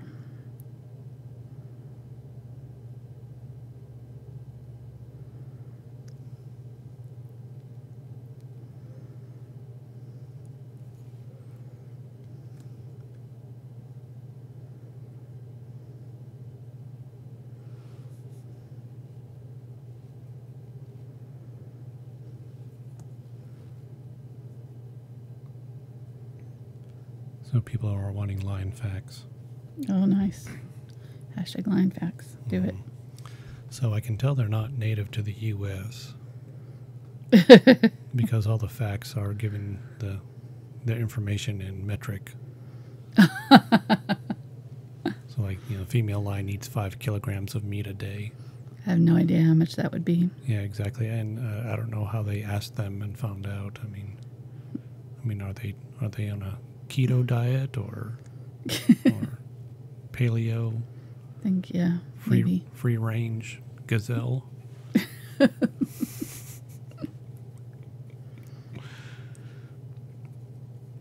And so they hunt mostly from dusk till dawn. And That of course, makes it terrifying. yeah, females do most of the hunting. Night. Yeah, while the male lions patrol the territory to protect the pride. Nice. At least that's what they're telling the female lions. While they're playing video games. Yeah. Watching the game. Right.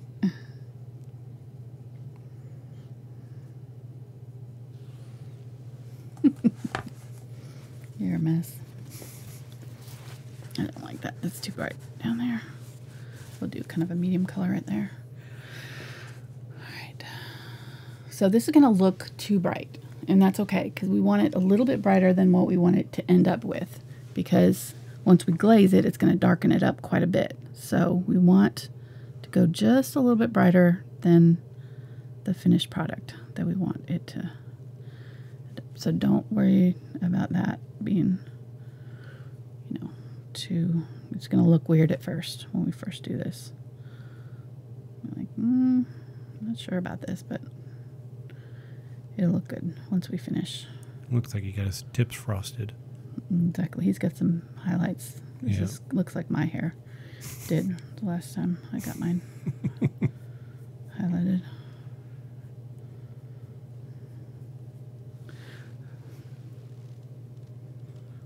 Lions don't like chocolate, so I'm good with that. Nice.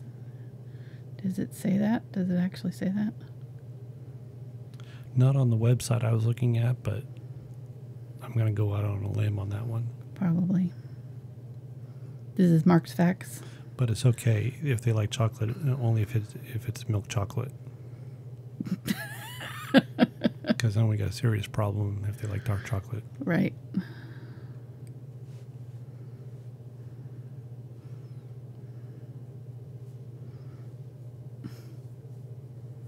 You're a mess.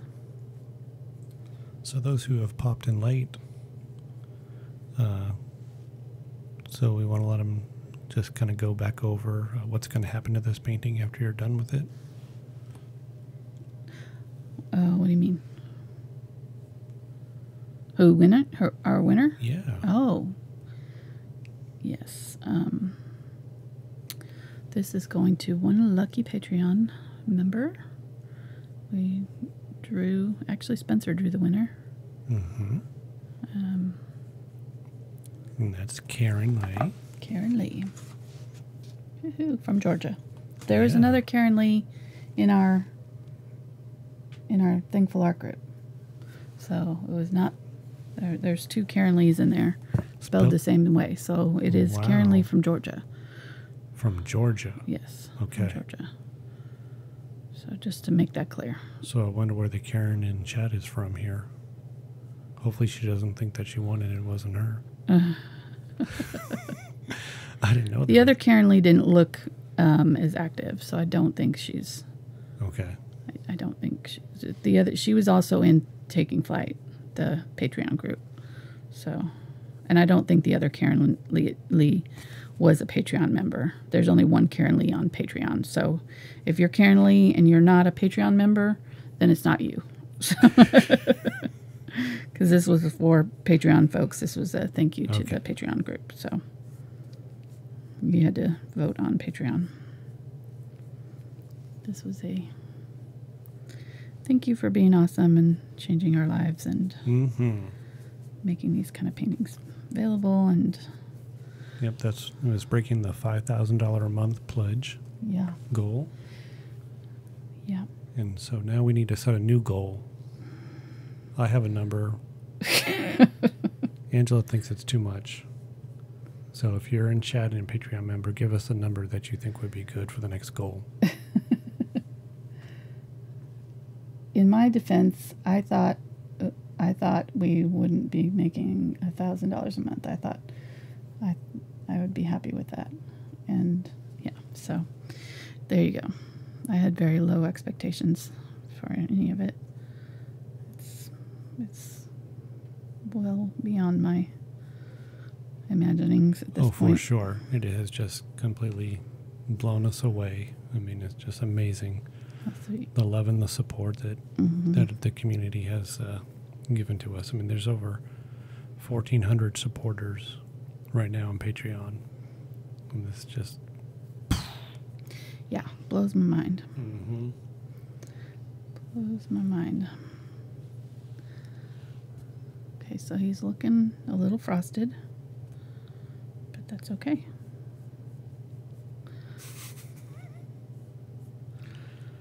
He's looking a little 90s. Looks like frosted. He just came back from one of those festivals in India where they throw paint powder and stuff on you. Those got a little too thick there.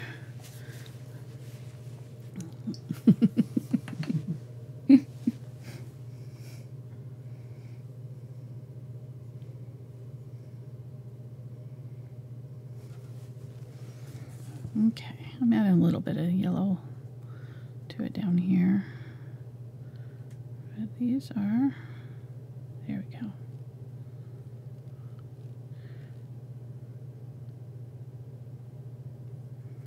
And you don't have to go, like for this top layer, we can go in a little bit different direction with it. It'll look like, you know, you still be able to see these under hairs in here. I mean, you want to go kind of crazy and, you know, do it in a really weird way, but you don't have to match your upper layers is what I'm saying. You can kind of do these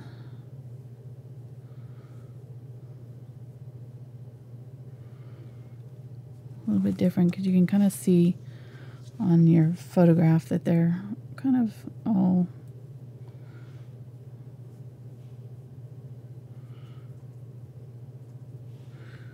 going in different directions. Now some of these that are closer to the face, I'm gonna try to keep them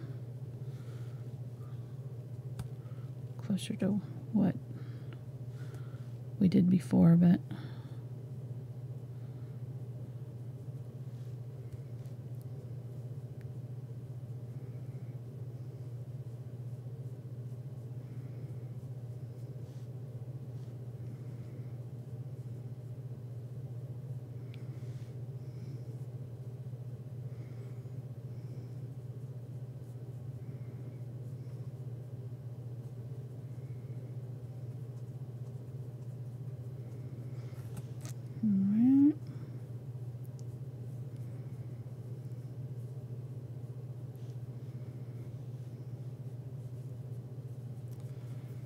So is this your first lion? it is. I don't think I've ever painted a lion before. Yeah, I was trying to think. I don't think any of your murals that you've done before were lions or anything like that. No, I haven't. No, I did a lot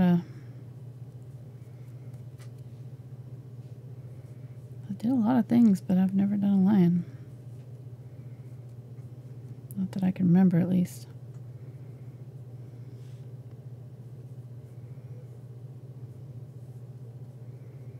I'm trying to think if I ever did a nursery with a lion in it. I might have done a cartoony type lion, not a realistic looking one.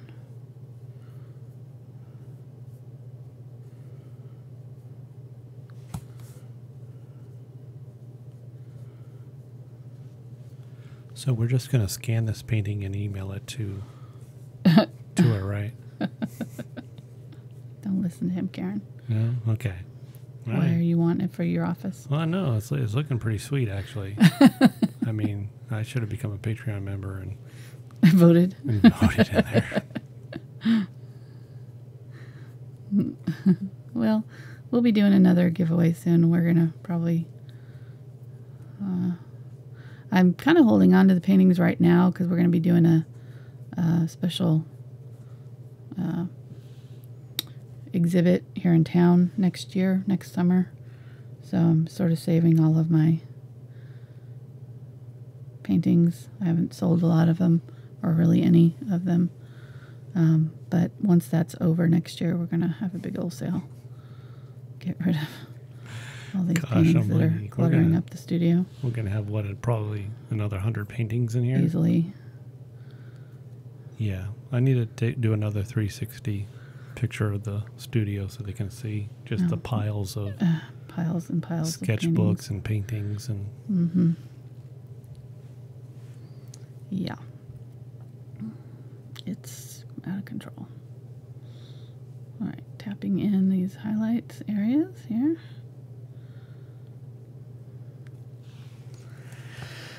All right, so he's almost done. Let's go ahead and let that dry really well because we want that to be super dry when we do our glazing. We don't want any of that to lift off, and if it's wet, it will lift. So I just kind of ruined that fan brush because I didn't clean that out. Make sure I'm cleaning out all these other ones too.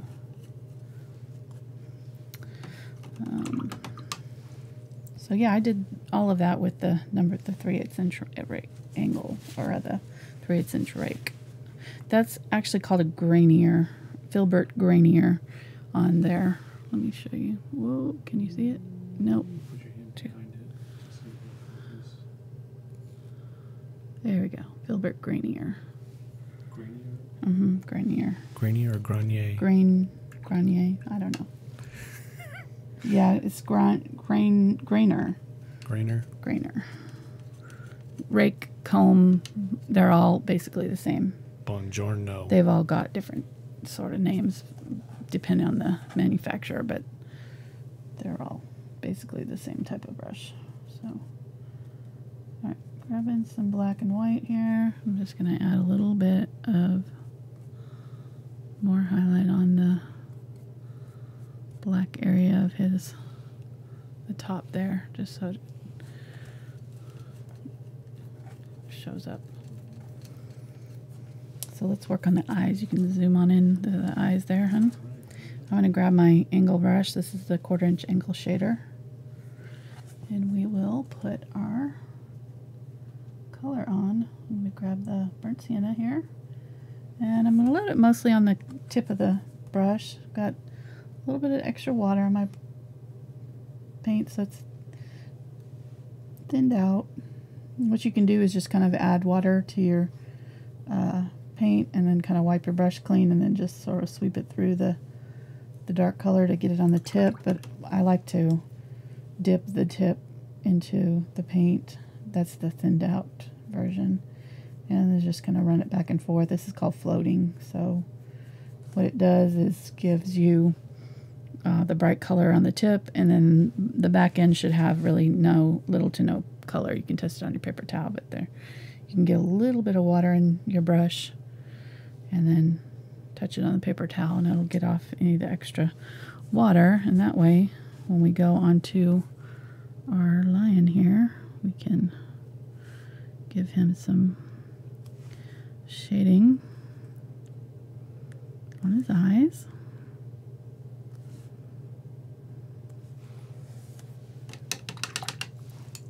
I'm going to grab a little bit of the Ultramarine Blue and do a little bit of that with the yellow oxide to make a green. I'm seeing just a little bit of green in his eyes. So I'm going to tap a little bit of the green in there. That burnt sienna is not quite dry, but that's all right. It's just going to kind of blend with it a little bit.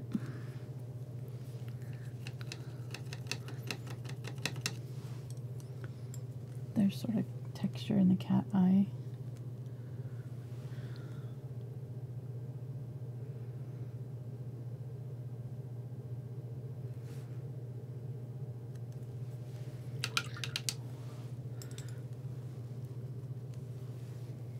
Grab a little bit more of the yellow oxide. Some white. Make it a little bit brighter.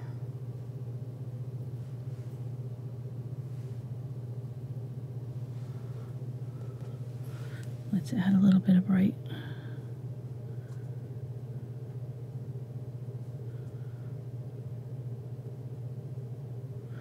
Just tapping with the tip of the brush. Don't worry if you go over the pupil, we can fix that later. I'm just adding a little bit of brightness kind of around the pupil area.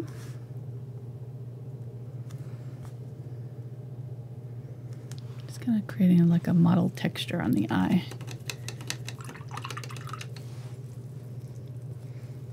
Let's grab a little bit more of that burnt sienna and some of this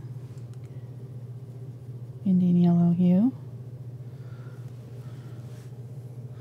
We'll go around the outside edge here. What I want eventually is for this outside edges of the iris, or the, yeah, iris, to kind of almost disappear into the black. So we're going to go fairly dark right along that outside edge. Oh, it looks good. Let's grab some of the Indian yellow. I'm kind of going fast. I probably should let these layers dry. So that'll brighten that up, make it even more like in your face yellow.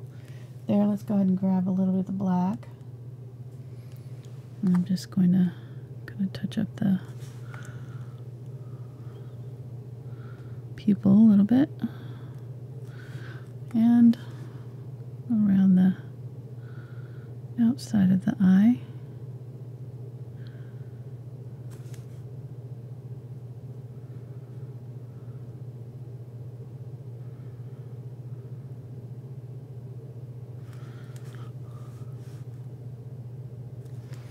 Let's add a little tiny bit of wet spot with a little gray mixed in with that black. We'll add just a slight highlight on the inside of the eye lid, just very thin line there and there, and dab in a little bit of kind of wet into the part that comes down there. And then I can tap in some of this gray around the outside of this black, kind of soften that edge a little bit. Let's grab some burnt sienna on the tip. And I'm gonna shadow the white part right there. I'm gonna glaze a little bit right there and there.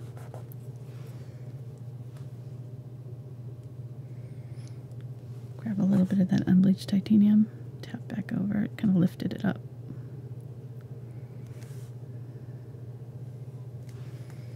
Grab some yellow oxide. Put some yellow in here, yellow oxide.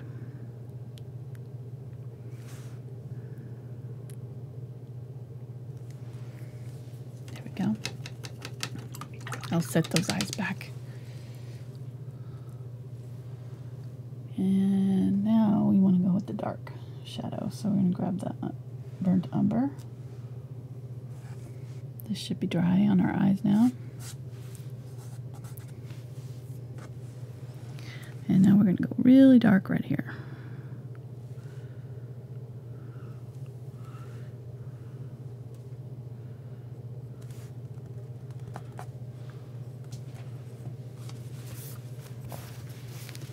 I'm going to tap off a little bit right there. Kind of, yeah, there we go.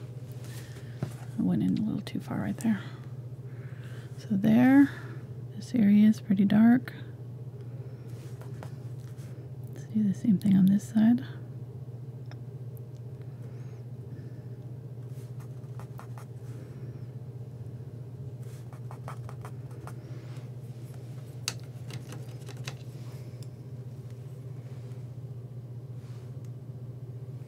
Burnt umber. Right there. So you should barely be able to see that that eyeball is still there, but it should really almost just kind of disappear down into that, into the eye. I want to make this eyeball a little bit smaller around the black part of the eye. The pupil got a little bit too big on this guy, so I'm gonna tap in a little bit. Go around to make it a little smaller.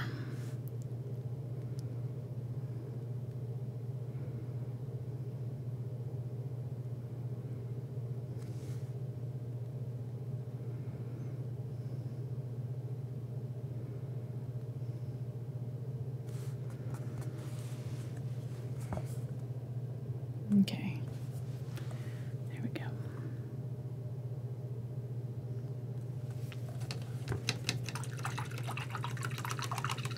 And now comes the Zinc White. I'm going to grab that Zinc White. And mine's almost dry. So I need to pull it from the middle there. Get some fresh paint. And I am going to make sure that this is dry.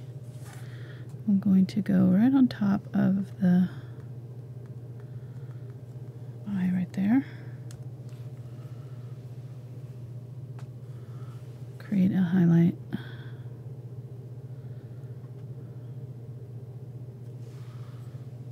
It's kind of creating a little glassy look there. There and there.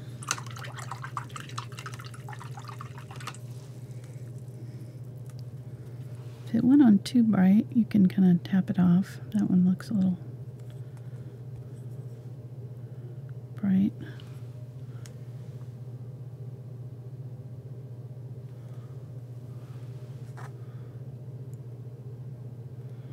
Clean up that pupil.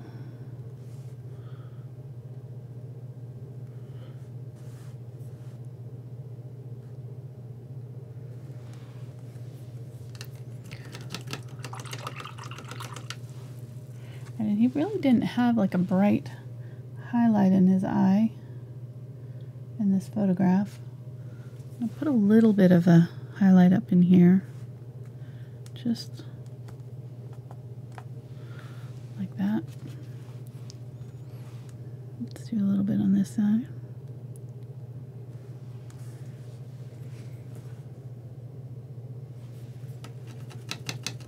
Go ahead and zoom out. Let me see how that looks. And if it's too bright, we can always tone it down later. Let's let that dry and see how it looks when it's closer to being dry. The colors will shift a little bit as they dry. So let's grab some watered down black. I'm going to work on the nose here. So there's some glazing. Get some of my glazing liquid out.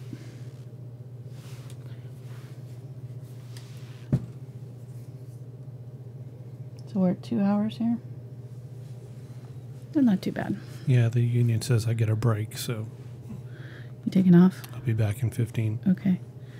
Getting some lunch? What are you doing?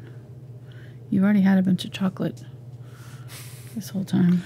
Yeah, I need to run around the house a few times. Work off all that chocolate you've been eating. Okay, grabbing some black here. I'm just going to kind of trim up the shape of the nose a little bit. Kind of round it out here. And I just added a glaze of the black along the top edge of the nose. And if you need it anywhere else, you can add it where you need it.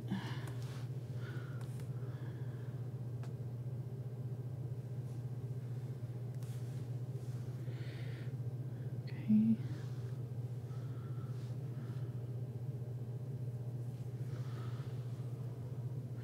All right, I'm going to grab a little bit of the unbleached titanium and I'm going to put a little bit of these hairs right on the top of the eye here. Just some little small, kind of, not quite eyelashes, but they're just little. Mark is leaving. Come back. Nope. What? Come back. No, I'm just joking. I'm sneaking now. Shh. Okay. Bye. That was mean.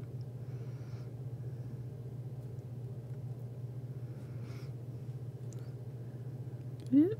Okay, a little too much there. So this is unbleached titanium here. I'm just kind of adding a little bit around the eyes there. That looks a little bit better.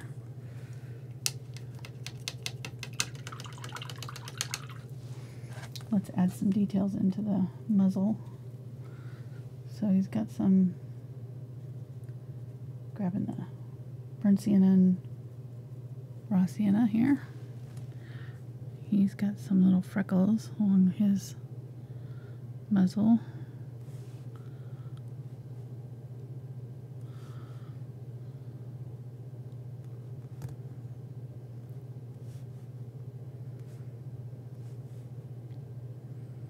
I guess they're whisker holes.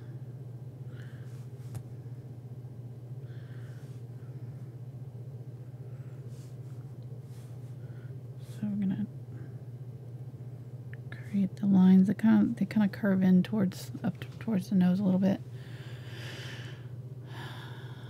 And then let's grab burnt umber here, and we'll start creating our little line and dots in here.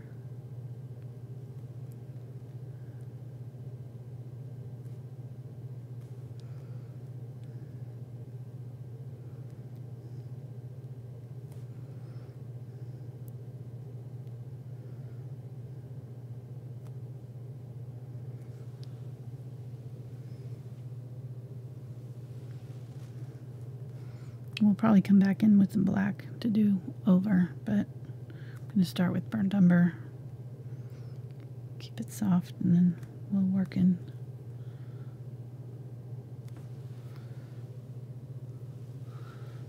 A bit more. Okay, so this one is actually a little high. I don't know why I did it that high. Kind of comes down here and then curves up.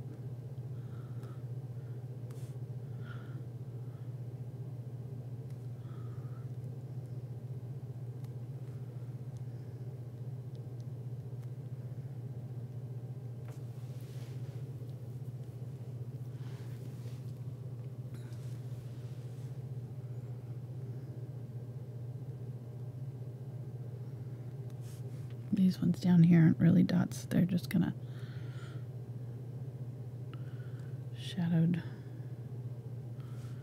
shapes a little bit. There's a little bit in between right here. A little bit right here.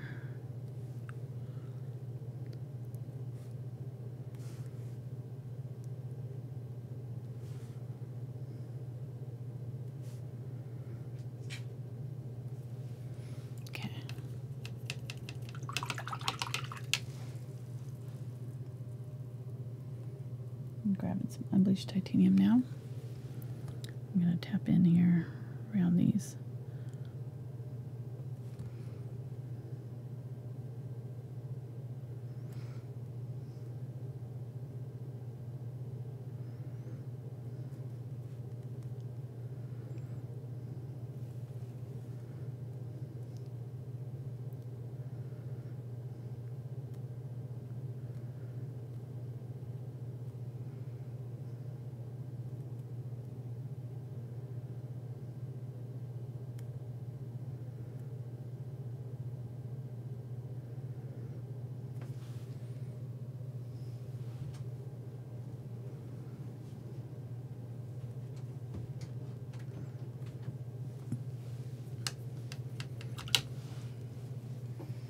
Defining these a little bit better. Did you stay on camera? Mm-hmm. I think. Yeah, I'm pretty sure because I haven't moved around away from the mouth area here, really.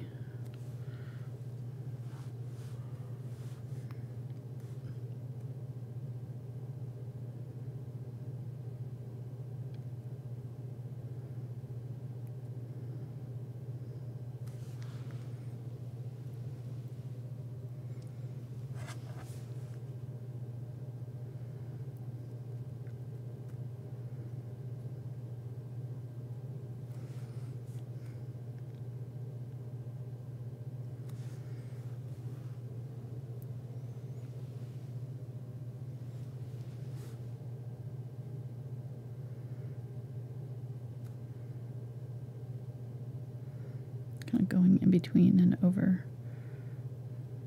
If you did your first layer bright enough and it covered up a lot of that black, then you may not have to do as much as I'm doing here. So it just kind of depends on what yours looks like. Mine is still fairly dark right in through here, or we want it pretty bright, so adding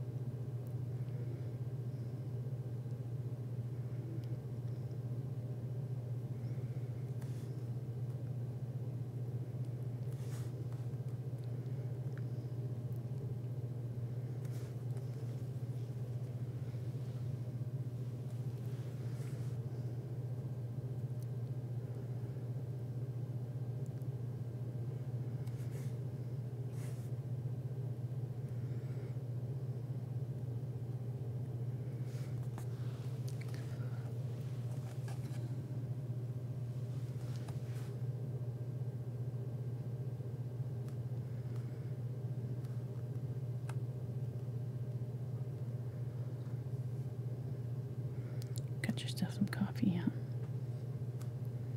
Some espresso. Espresso. Fancy.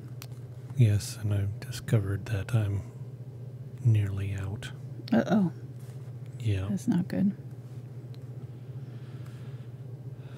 So, yeah. I'll try to make it. I'm going to have to order some tonight. Mm-hmm.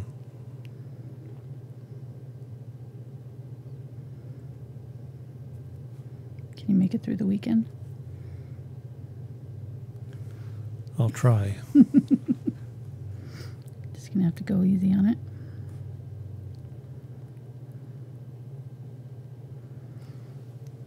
Oh, I forgot to tell you this. I rented the Avengers movie for us to watch tonight. You did? I did. Well, let's stop the video right now. Let's go.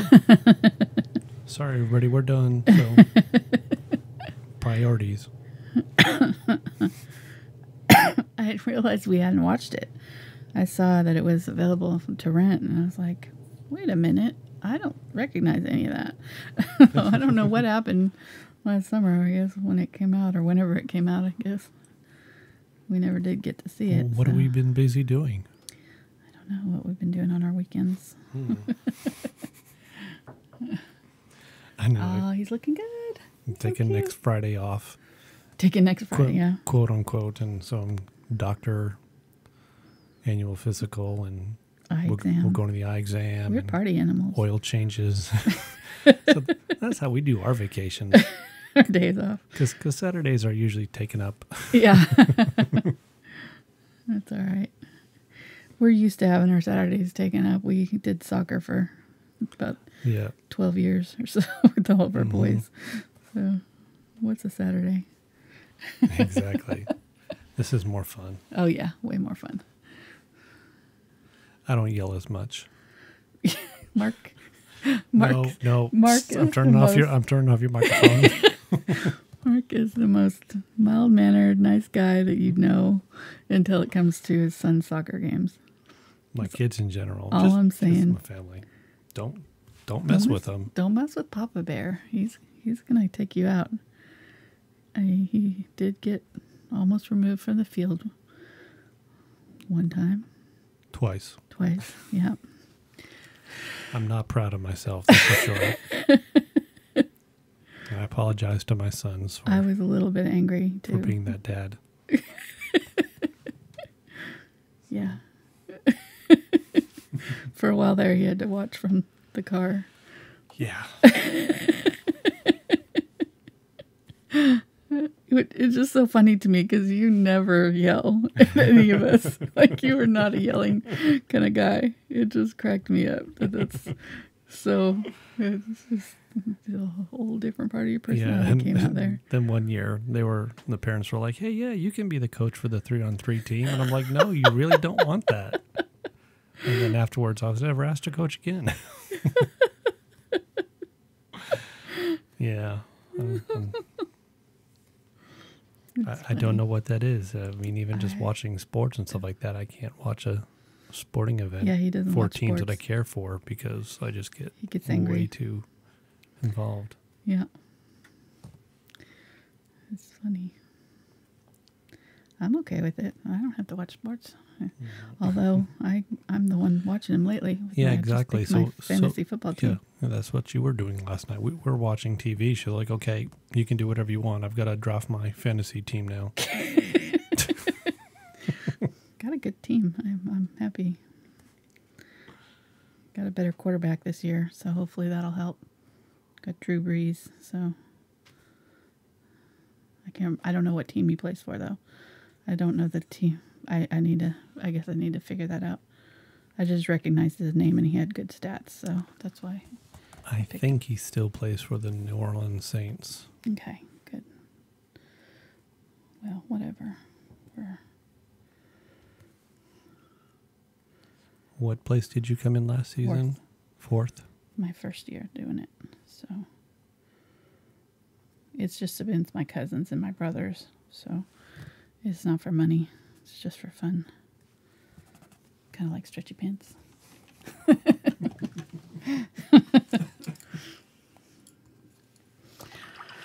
All right. That's a Napoleon. No, that's a... What is that? Nacho Libre. Nacho quote, Libre. By the way, Yeah. if you wondered why I was talking about stretchy pants. You know what goes good with espresso? What? Chocolate. Stop it. Okay, I won't spoil my dinner, Mom. How many have you eaten now? Let me count. They're going to be gone by tomorrow, I guarantee you, at this rate.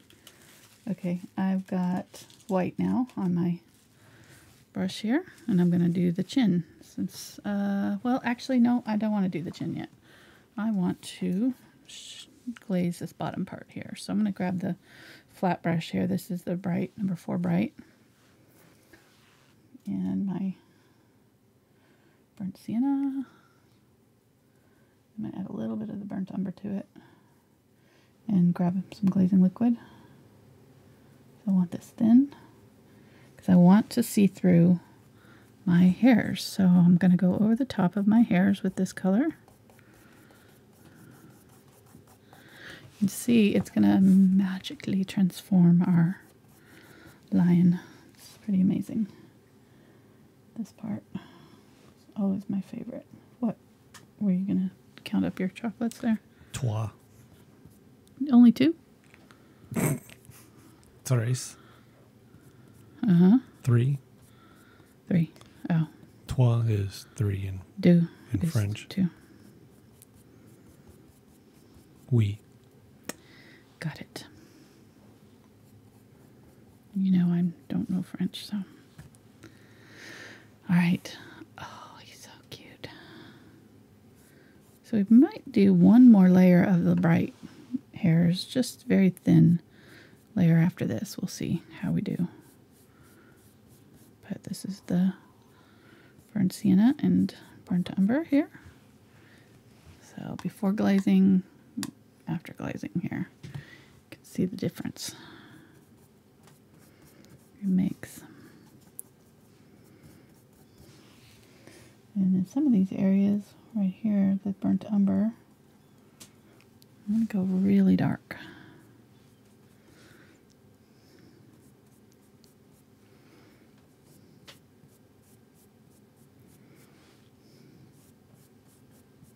And this is where the magic happens. It is. It's the best part.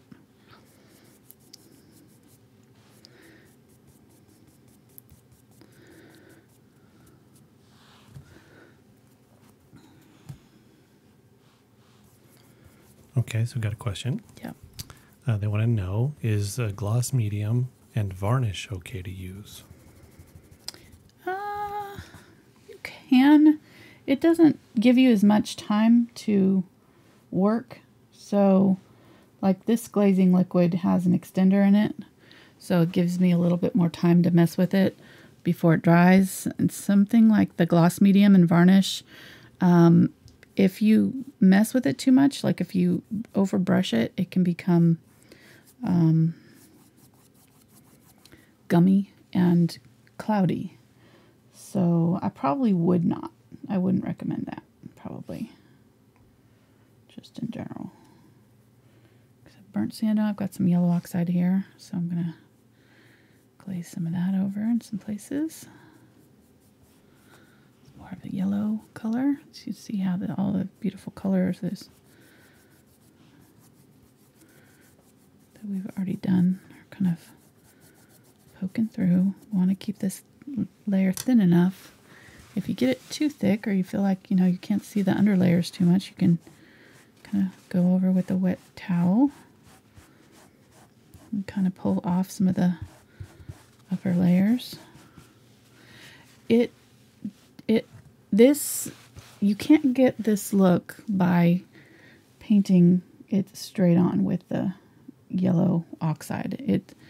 It doesn't have the same feeling. You get this sense of depth with this, doing glazing like this, that you can't get if you just paint the yellow on, or the dark colors on. It's really makes a big difference. So adding a little bit of this yellow in a couple places here. Top of the eyes, kind of a little bit in the cheeks areas, just kind of toning down some of the color. Let's put it on the muzzle. Okay, so can you go over again how you mixed up your concoction there for the glazing? Yeah, this one is kind of yellow oxide. Before, for the part right close here was burnt umber and burnt sienna. Okay, but are you just doing that straight, or are you adding anything to it? I'm got a lot of water on there, and I'm also adding some glazing liquid. Okay. This is my Liquitex acrylic glazing liquid, and this golden acrylic glazing liquid has an extender in it. Most other ones that I know of don't have an extender, so they're going to dry a little bit faster on you. So you can do this with just water. If you don't have a glazing liquid, you can do this with just water as well. Just adding water to your... And which brush is that? This is the number 4. I think I actually want to switch to an angle brush, though, because I think I can get into the tighter spots a little bit easier with the angle brush. That's a number 4 flat? Yes. Okay. Just questions are coming in. They're seeing the amazing transformation, and they're like, "Wait, what's going on?" Yeah. I think they were picking their fantasy teams, and they were talking about football. Missed the start. Yeah. Ooh, that would be interesting. Who's your fantasy painting team? Ooh. Would be Van Gogh. Norman Rockwell. George O'Keeffe. Audubon, Monet,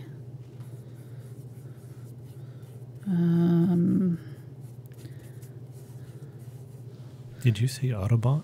Audubon, yeah. I think his name's John something Audubon. He did all the, he did the botanical and animal. We've got one of his prints in our house. Oh, I knew that. He's from the 1800s or something. I don't know. He's the one that he went and did the expeditions out in the wilderness and did detailed paintings of the animals, Okay, all right. And birds and stuff. So is that he's known for birds. So is that like the Audubon Society? Yeah, he's known for birds and stuff. I didn't know he's okay. Yeah, but he did other animals too, but mostly birds. Mm-hmm. Well, maybe he did only birds. I don't know. I think he did other things, but I think he's mostly known for birds. You can see they've got them at the Crystal Bridges. Remember they had the big open thing of the turkey there. Yeah, that's the guy. Let me think. I know I'm forgetting somebody.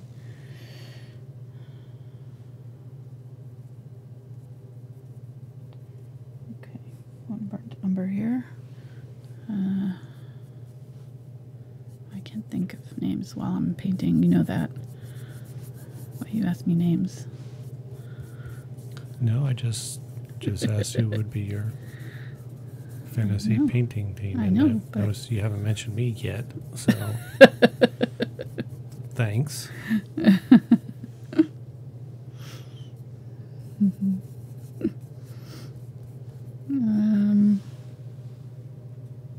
No, that's enough. That's good.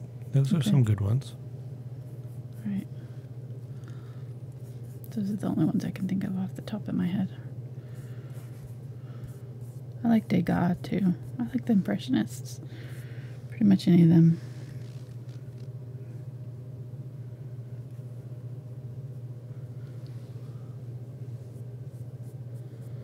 This is yellow oxide here now. Get some more yellow on some of these. We're definitely going to want to go in and add a little bit more of this unbleached titanium for our very final layers, just to kind of add just one more like pop of really bright highlights just in a few places. But oh, he's looking good, isn't he? So I will say that it looked pretty cool before you started the glazing. Right. And so, I mean, I think that was a very interesting color and effect. And so, I mean, you could honestly stop at that point. Oh, yeah. Before going on the glazing. So, you know, we encourage people to, you know, if they feel like they want to, you know, mimic and copy because they're learning all the way through, you know, that's great. Right. We want to do that, but then, you know, we also want you to make it your own. So, yeah. If you like something, do it. If you don't like it, then don't do it. You know, we've seen several variations of your girl in the field painting, you know, different colors and things like that. So that's just really cool to see people stepping out and doing that. Right. On their own. This is the burnt umber and burnt sienna. They all look like they're on their cell phone, but still, I mean,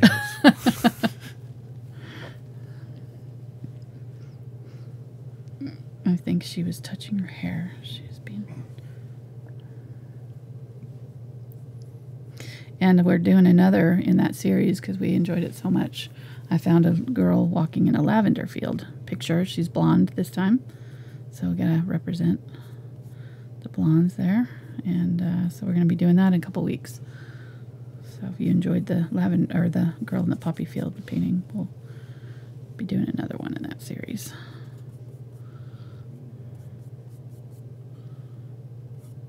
Well, we're making it a series. It's not a series yet. a series of one. Right. And we'll be doing the desert painting. So if you missed that and you're like, oh, I wanted to see the desert, we definitely will be doing the desert. It will be in a couple weeks. So probably the week after we do the girl in the lavender field. And if we add an extra S, then it'll be even a better painting. Why? Because then it'll be a dessert painting.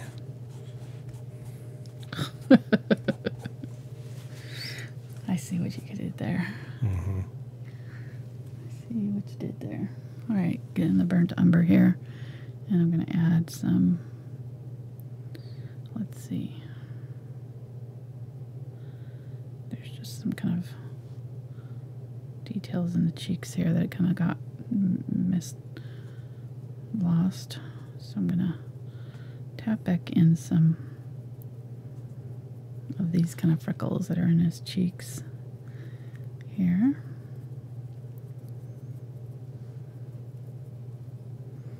And this is solid paint. This isn't glazing here. This is, I'm going in and darkening it up really dark.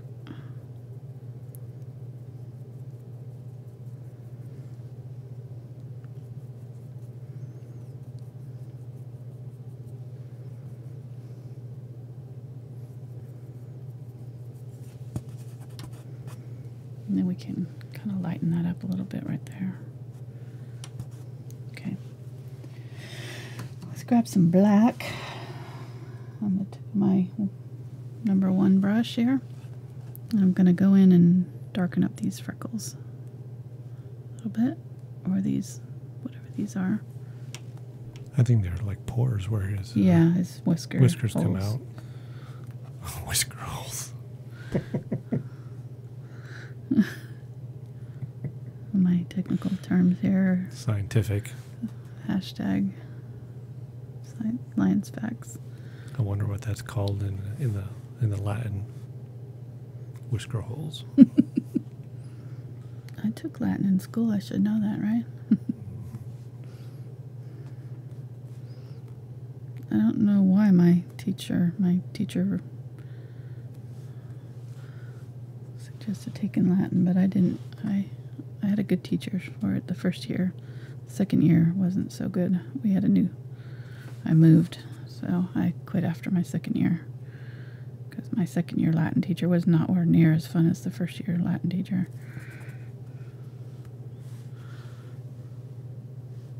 But that's a whole nother subject. All right. Let's see.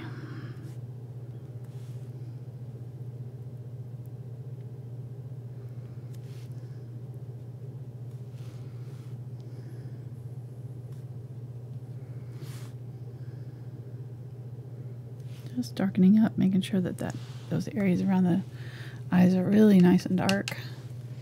I'm going to make sure that the mouth is the same. This area around the mouth here and underneath the nose this kind of widens right here. So I'm going to kind of widen that out just a little bit right there.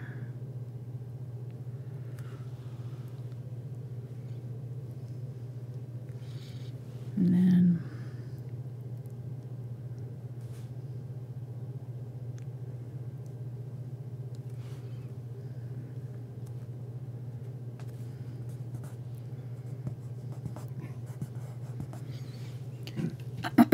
let's glaze some black right here.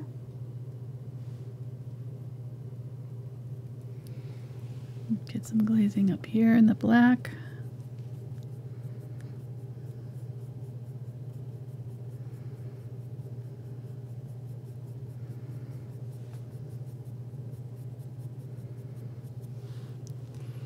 Really make this area dark right through here. That will round out that face. Let's put some dark right here. Glazing. Glazing.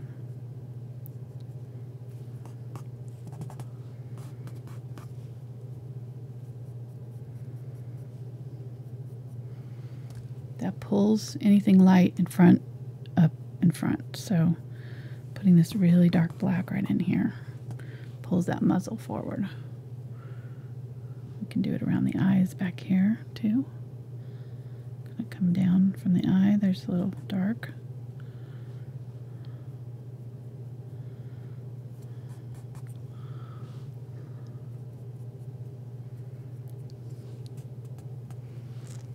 On either side of the eye.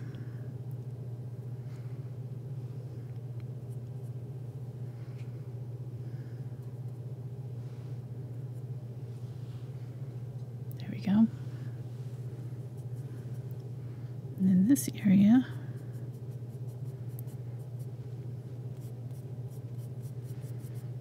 no, I don't want to do this. This up in here, it's so dark that you can't really see the fur. But over here, I don't want it to be quite that dark, so I want to still be able to see some of that fur texture. So, but I do want it nice and dark right in here.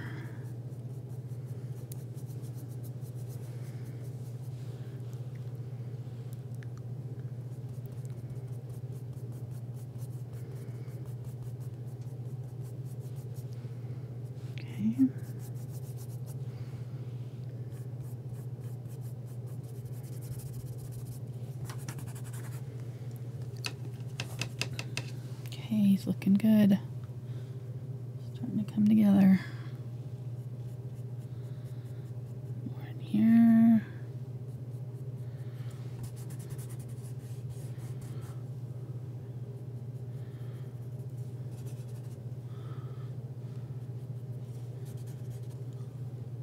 I'm going to pull some of this black over the top of those cheeks here to just kind of gray it out a little bit.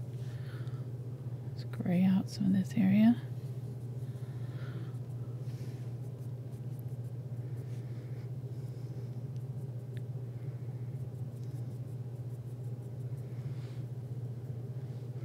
And then darken up right here.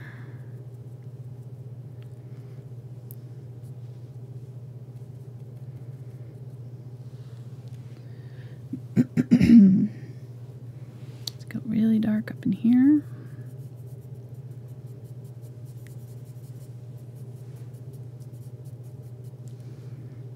Dark right in here.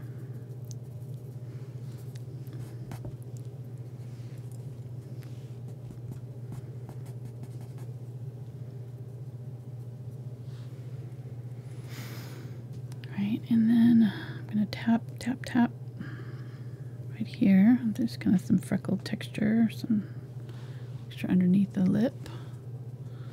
Need a little bit of texture on the nose here, so I'm just going to tap some of that on here. Do a little bit more. Just using the corner of the brush here. Just kind of.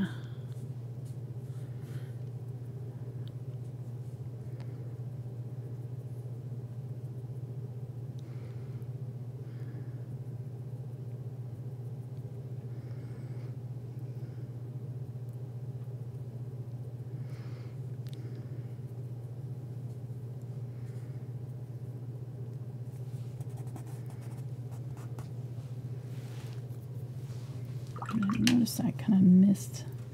There's two lines right here. There's a line right here, and there's another line right here that comes down from the eye and around. So there's one here, and then this one kind of points from the edge of the eye and points all the way to the nose, and then there's a little bit of white on the outside of it, or just a little bit of the lighter texture that comes down to the nose, so, or to the muzzle, I mean. So I'll make sure I get both of those sections there.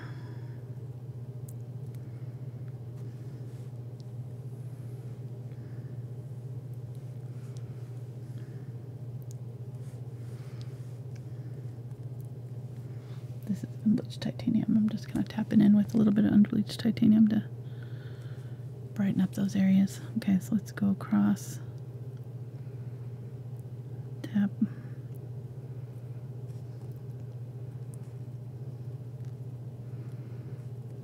This brush is fairly dry, so it's separating on me a little bit, so I can get some texture. All right, oh, he's looking good.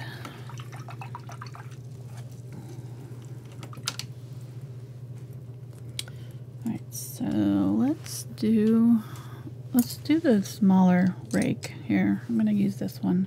I'm a 1/4 inch. And some more glazing liquid here. This is the last little bit of highlights we're going to do. So this we need to be really careful because we don't want to overwhelm all of our glazing that we've just done. And I may need to do a little bit more. I don't know, we'll see. So this is the unbleached titanium here. And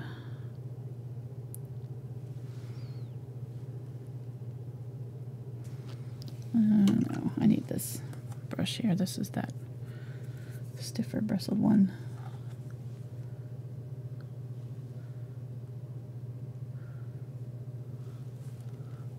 Okay, I'm gonna go above the nose.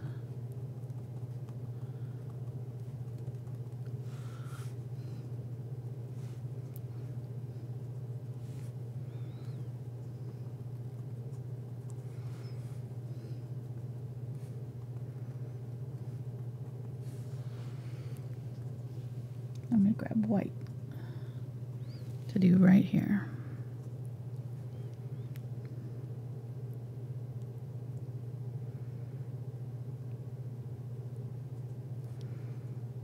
Here and here. I'm narrowing it down just a little bit right there.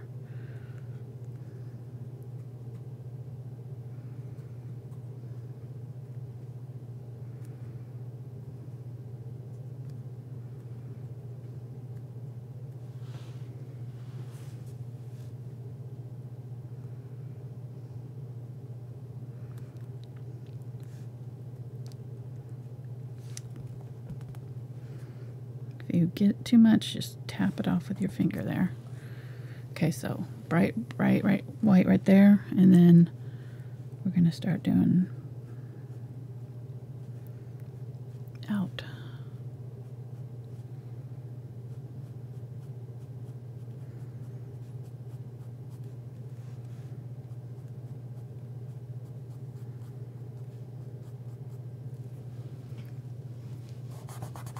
May not go down that far.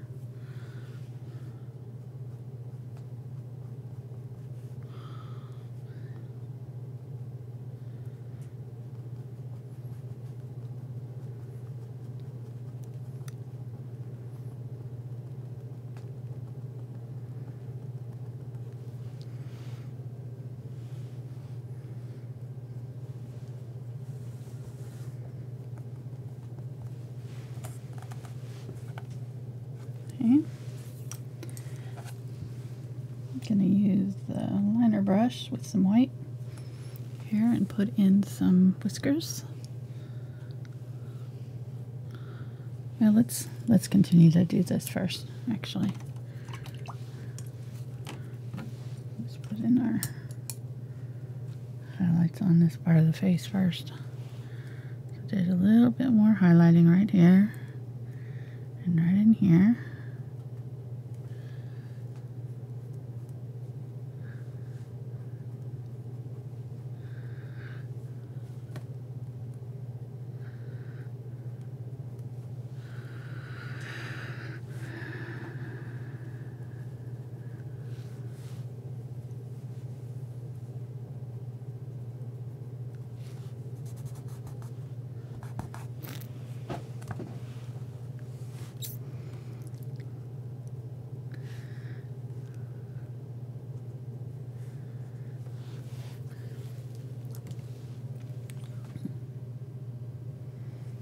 Unbleached titanium here.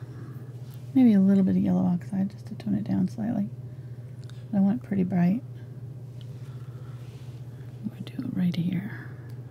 So when you're doing the glazing, what does the glazing medium do or add to the effect? Well, it makes the glaze stick better to the canvas. If you just use water and you thin down your acrylics too much, you can make them underbind. So if you did layers over the top, they could wipe off. So the glazing liquid just helps prevent that, and it also makes it a little bit more slick. It goes on a little bit more smoothly than water, just slightly. Does it add any transparency to it? Well, water and glazing liquid both do that. Yeah. Okay. Yeah. It helps if you use a transparent color with it, like your acrylic paints. Some are more transparent than others. The ones we're using are not particularly transparent, so burnt umber is slightly translucent, and burnt sienna. But no, burnt sienna is pretty. Really, they're both kind of pretty opaque. Yeah, they're pretty opaque. You can see on the back of the golden thing, there's a sliding scale that shows you transparent, opaque. Both of them are pretty close to opaque there. Does the little black thing on the front show you? Same thing with the yellow oxide is very opaque. So glazing liquid, what? So does the little black stripe on the front of the tube help show you how transparent it is? Yeah, it also does. It shows you how well it covers black. So the Indian yellow is a very transparent color. You can see how it doesn't have the bar on the back of that, but so that can help too. Some of them will tell you. Sometimes you just have to know what colors are transparent and not. And the glazing liquid doesn't do anything to your brushes themselves, right? It's not going to, shorten the lifespan of your brush or anything like that, right? Okay.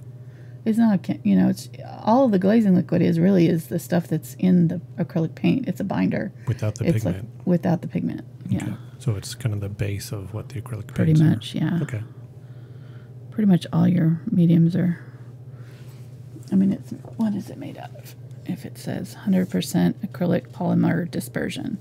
So that's, you know, there's other additives, but basically that's its main ingredient, is the stuff that's in your acrylic paints that makes them stick on the canvas. You know, acrylics are the polymer immersion, you know, the acrylic polymer and pigment. That's basically what they are. So all of that is the,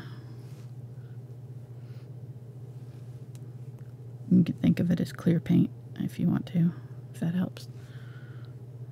You know. I think it does. So,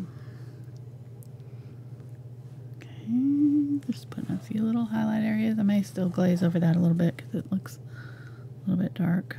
And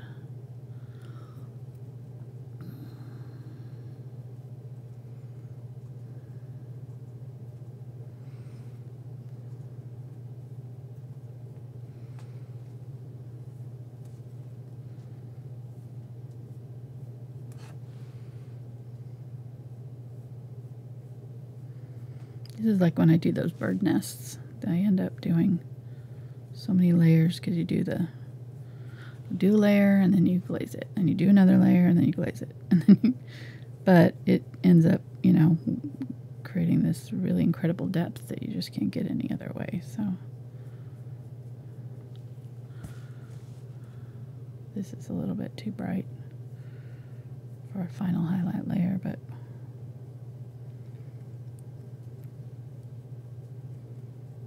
we could do a little glazing over it. I'm just trying to.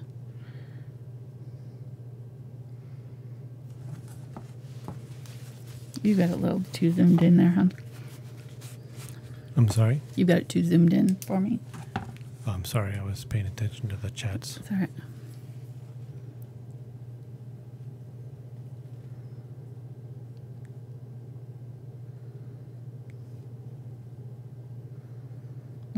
I've switched back to the rake brush here.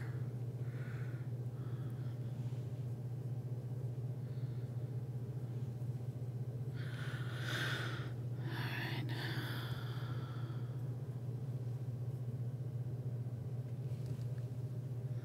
That was white. Now I'm going back to the unbleached titanium here. This is the smaller rake. 1/4 inch.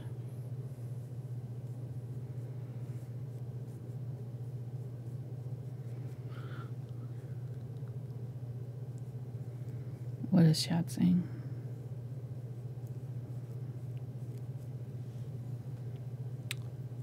Oh, words. Okay. Well, you said something about chat, so. Oh, well, the question came back is so is polymer medium the same thing as a glazing liquid?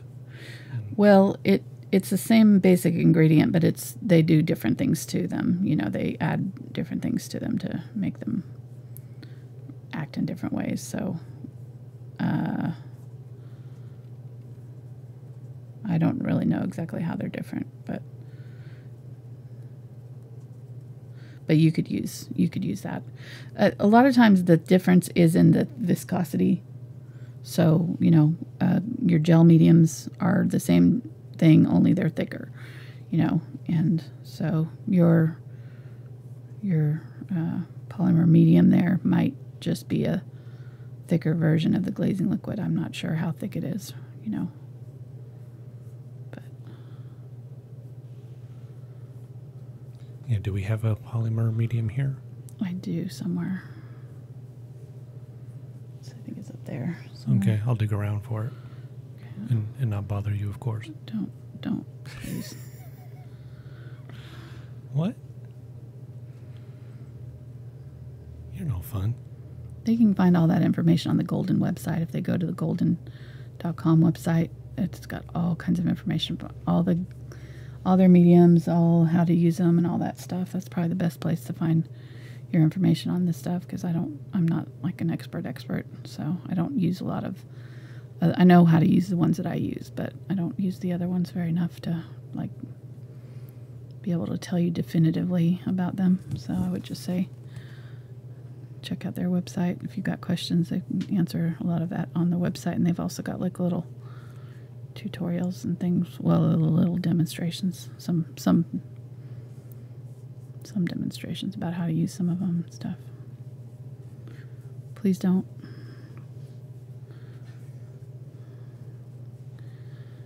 Because I'm going to have to move for you to be able to get back there. No, okay. I was just looking in the stand behind you. No, it's up there. Okay. Okay. Oh, he's looking so handsome. All right.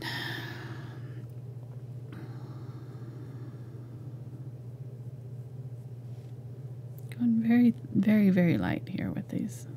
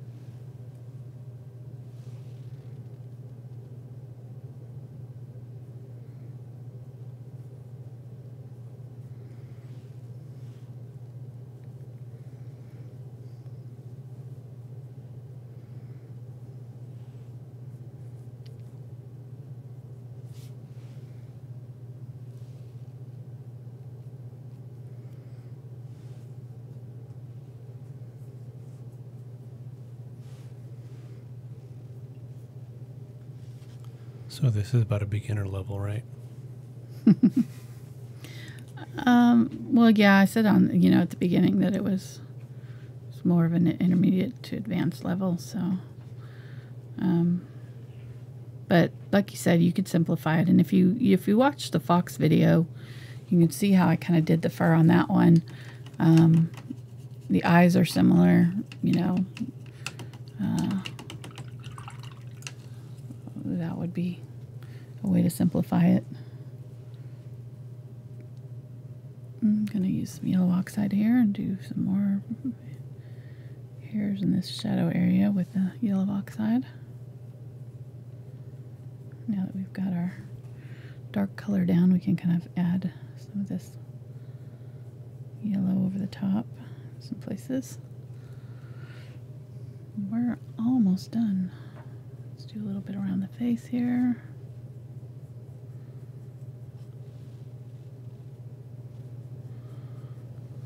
Oh yeah, there's one hair that kind of comes up around right here. And right here.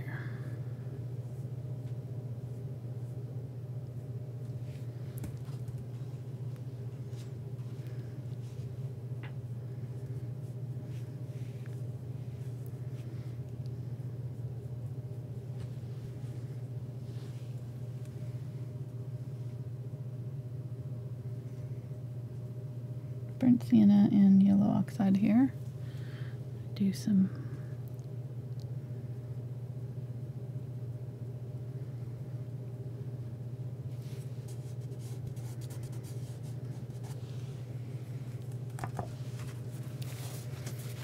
I think I can do that better. Let me do that a little more subtle.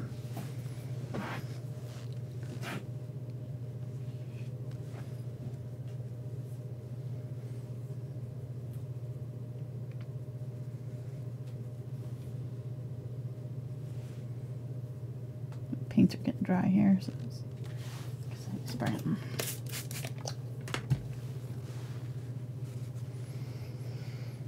All right, almost 3 hours.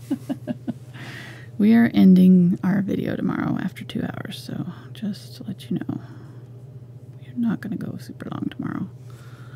Since we're going to do it over 2 months, we'll just do our second half a little bit longer than our first half. Make up for any time difference. My poor arm can't handle it anymore. Okay, so going in with some yellow oxide, a burnt sienna, right in here.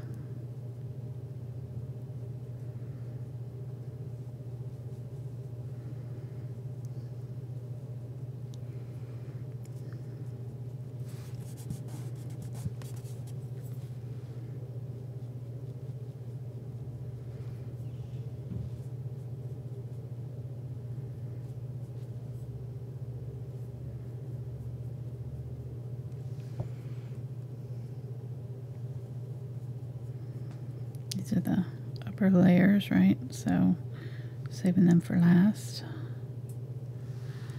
In front of the other layers behind them.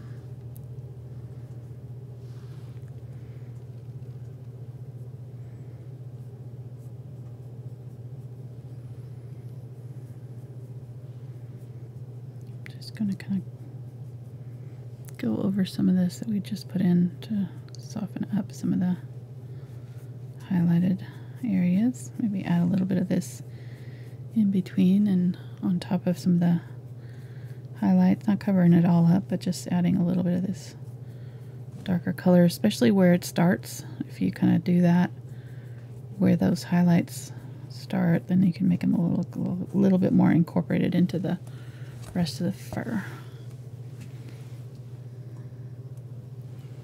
So like up in here, just kind of add a little bit of the lighter color where that highlighted fur starts.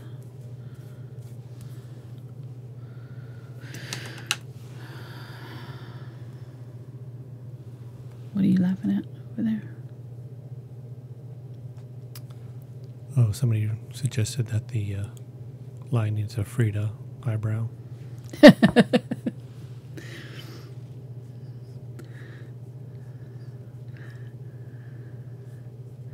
Yeah, I actually thought about that the other day, you know, when you were saying, you know, how would you dress up for Halloween as yourself kind of thing, or I can't remember what you were saying, how we got into that conversation. I think we were talking about Bob Ross, afros and stuff. And I said, and I think it said people are going to be dressing up as you. Yeah. So, I was thinking they probably would need a sippy cup for sure.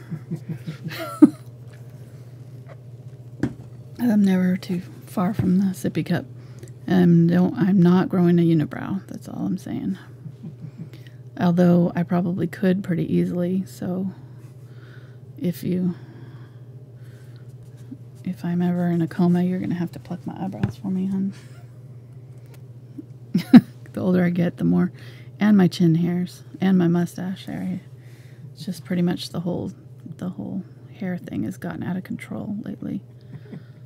As soon as I hit 40, it just started like, what happened? So, I don't know.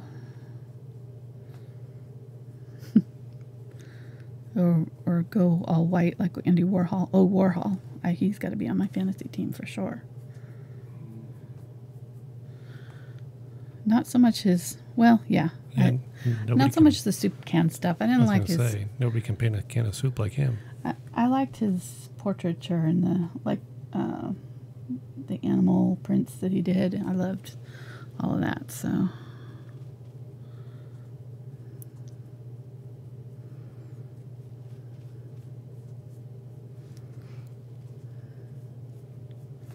Yeah.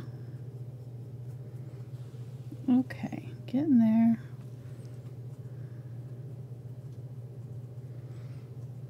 Just last few little layers here. I'm kind of trying to shape the highlights here, make sure that they make sense.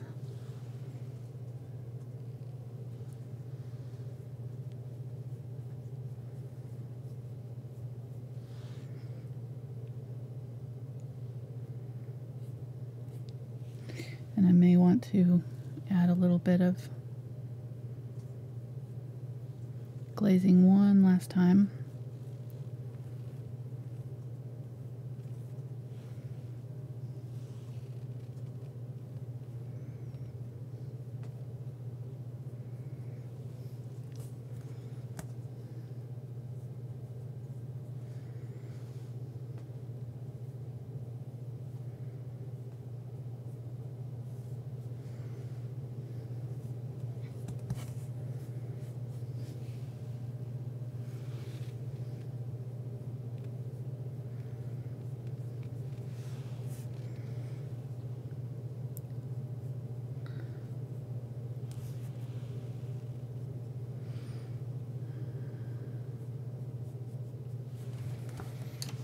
Alright, I think Oh yeah, we still need to do whiskers. Okay. So now we've got the dark areas in there. We can do our whiskers.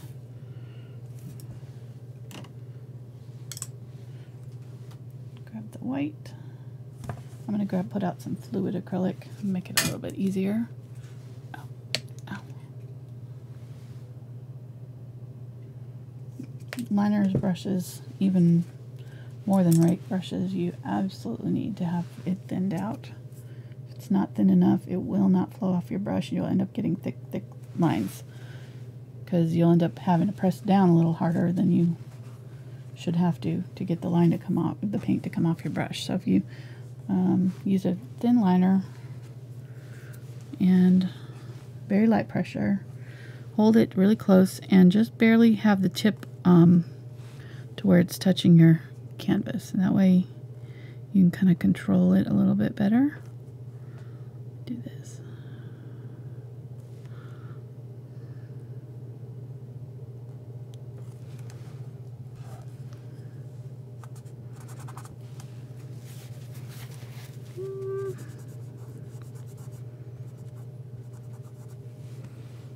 Go a little bit lighter with that. I want to rub off where it is starting so that it's not so... It's kind of starting right in the middle of this, coming out.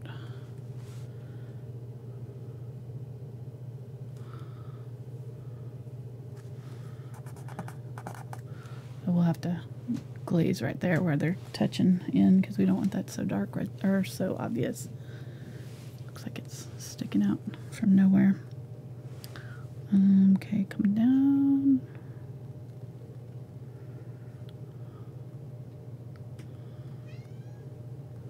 Cashmere. Kitty cat. She wants to see the lion.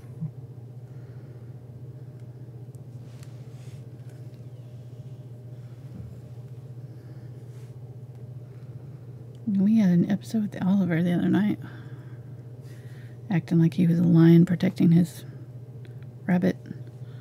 Attacked Cashmere.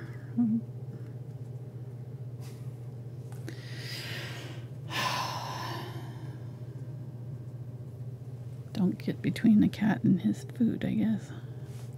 Yeah. Cat and his kill, I should say. Yeah. Our outdoor cat had captured a bunny and brought it, and he brings it up and on the front porch and making noise for us to come see it. And Angela had this great idea. Let's bring our indoor kitty outside to see the bunny. Well, I just wanted to see what her reaction to the bunny would be. Yeah, well. Oliver reacted to it. She didn't even get to see it. He went tore after her. Into her. Well, he went after her. Jordan got our torn son was up. holding Yeah. him. Yeah, and he got torn up by both of them. Poor Jordan. I felt so bad. That was just dumb. So don't list of things not to do. I should know better. I felt horrible. Poor Jordan got all scratched up.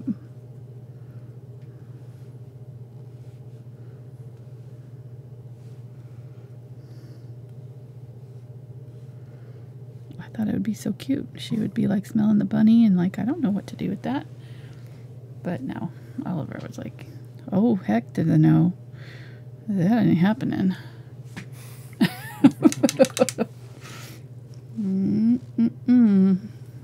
No, sir. I'm going to put some stronger hairs coming down from the chin there.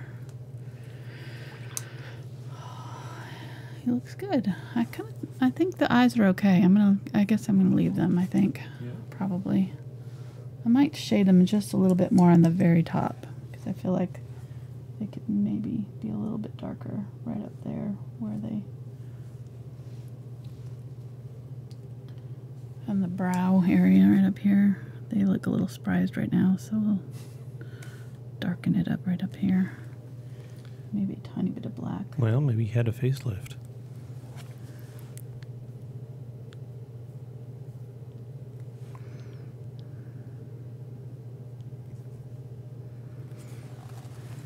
Was off camera there. A little bit. Yeah, just a little bit, but they got the idea. All right. Brush, brush, paint, paint. Going back here with a darker color. Just glaze a little bit of the black down here, a little bit. And then we can glaze in here if we need to. I'm going to glaze over the top of the eyebrow hairs a little bit. Kind of hide where they start. Grab a little bit of the burnt umber here. Just add a little bit of darker color right here and here.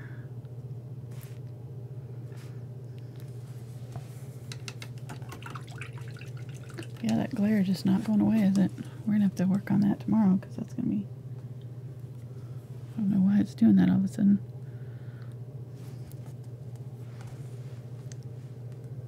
It's really glaring. Got some burnt sienna here. I'm just going to glaze anywhere else I see it. Let me add some black whiskers and we'll be done. There's just a couple. And they are coming out of the whisker holes.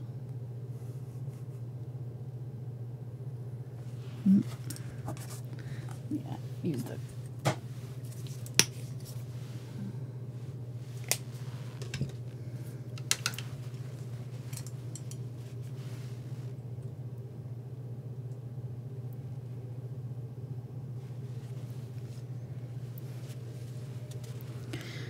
And really, you probably could use the smaller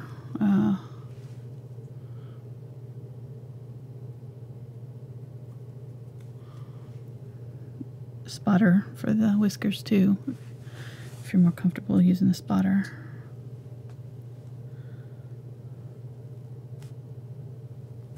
There we go. Okay.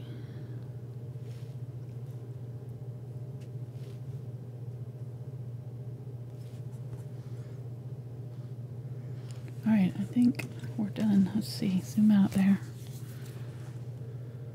Yeah, he looks pretty good.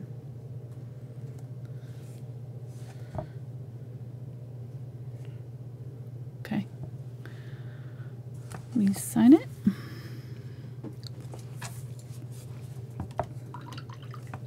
Super chat. Woohoo.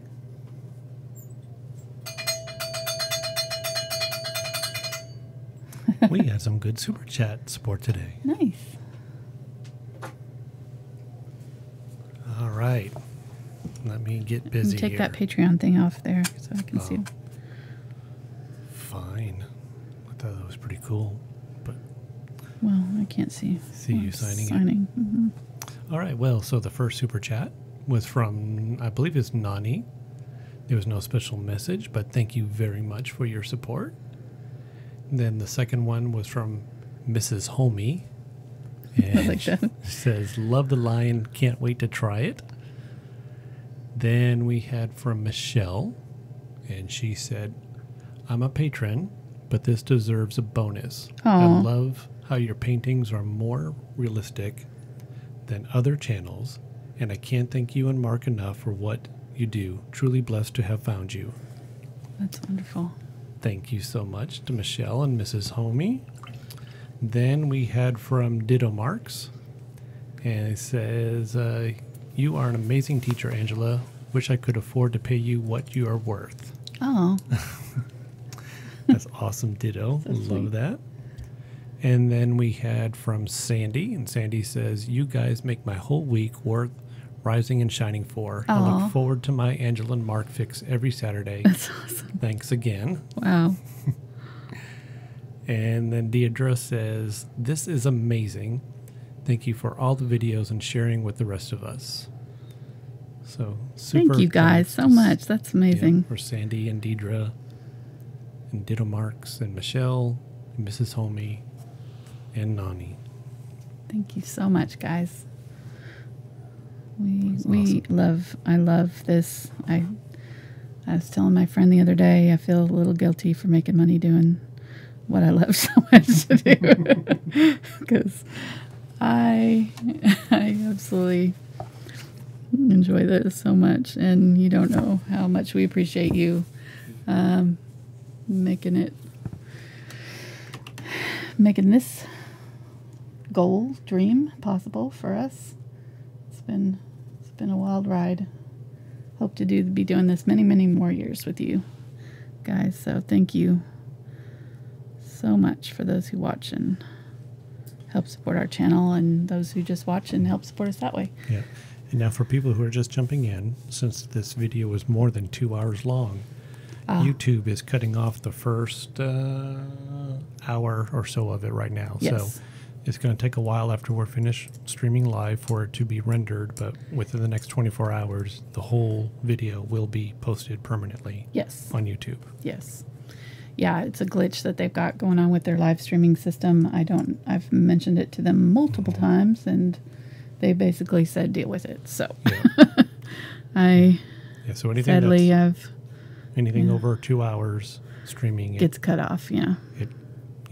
So for a little while. For a little while. But it's always posted it eventually finishes, but it does take a while for oh, sorry.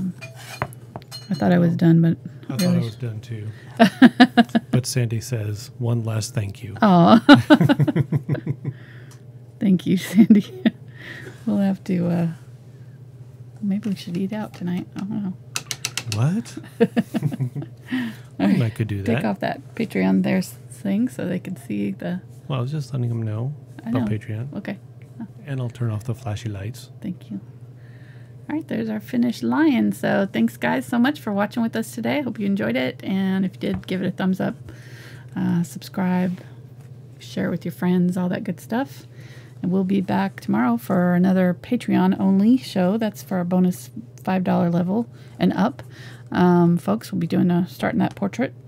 And then Tuesday, we've got a seascape. Really simple sailboat on a golden sea. So that should be fun, kind of golden sunset painting. And then I don't know what we have after that, but you have gone in there and you have scheduled several.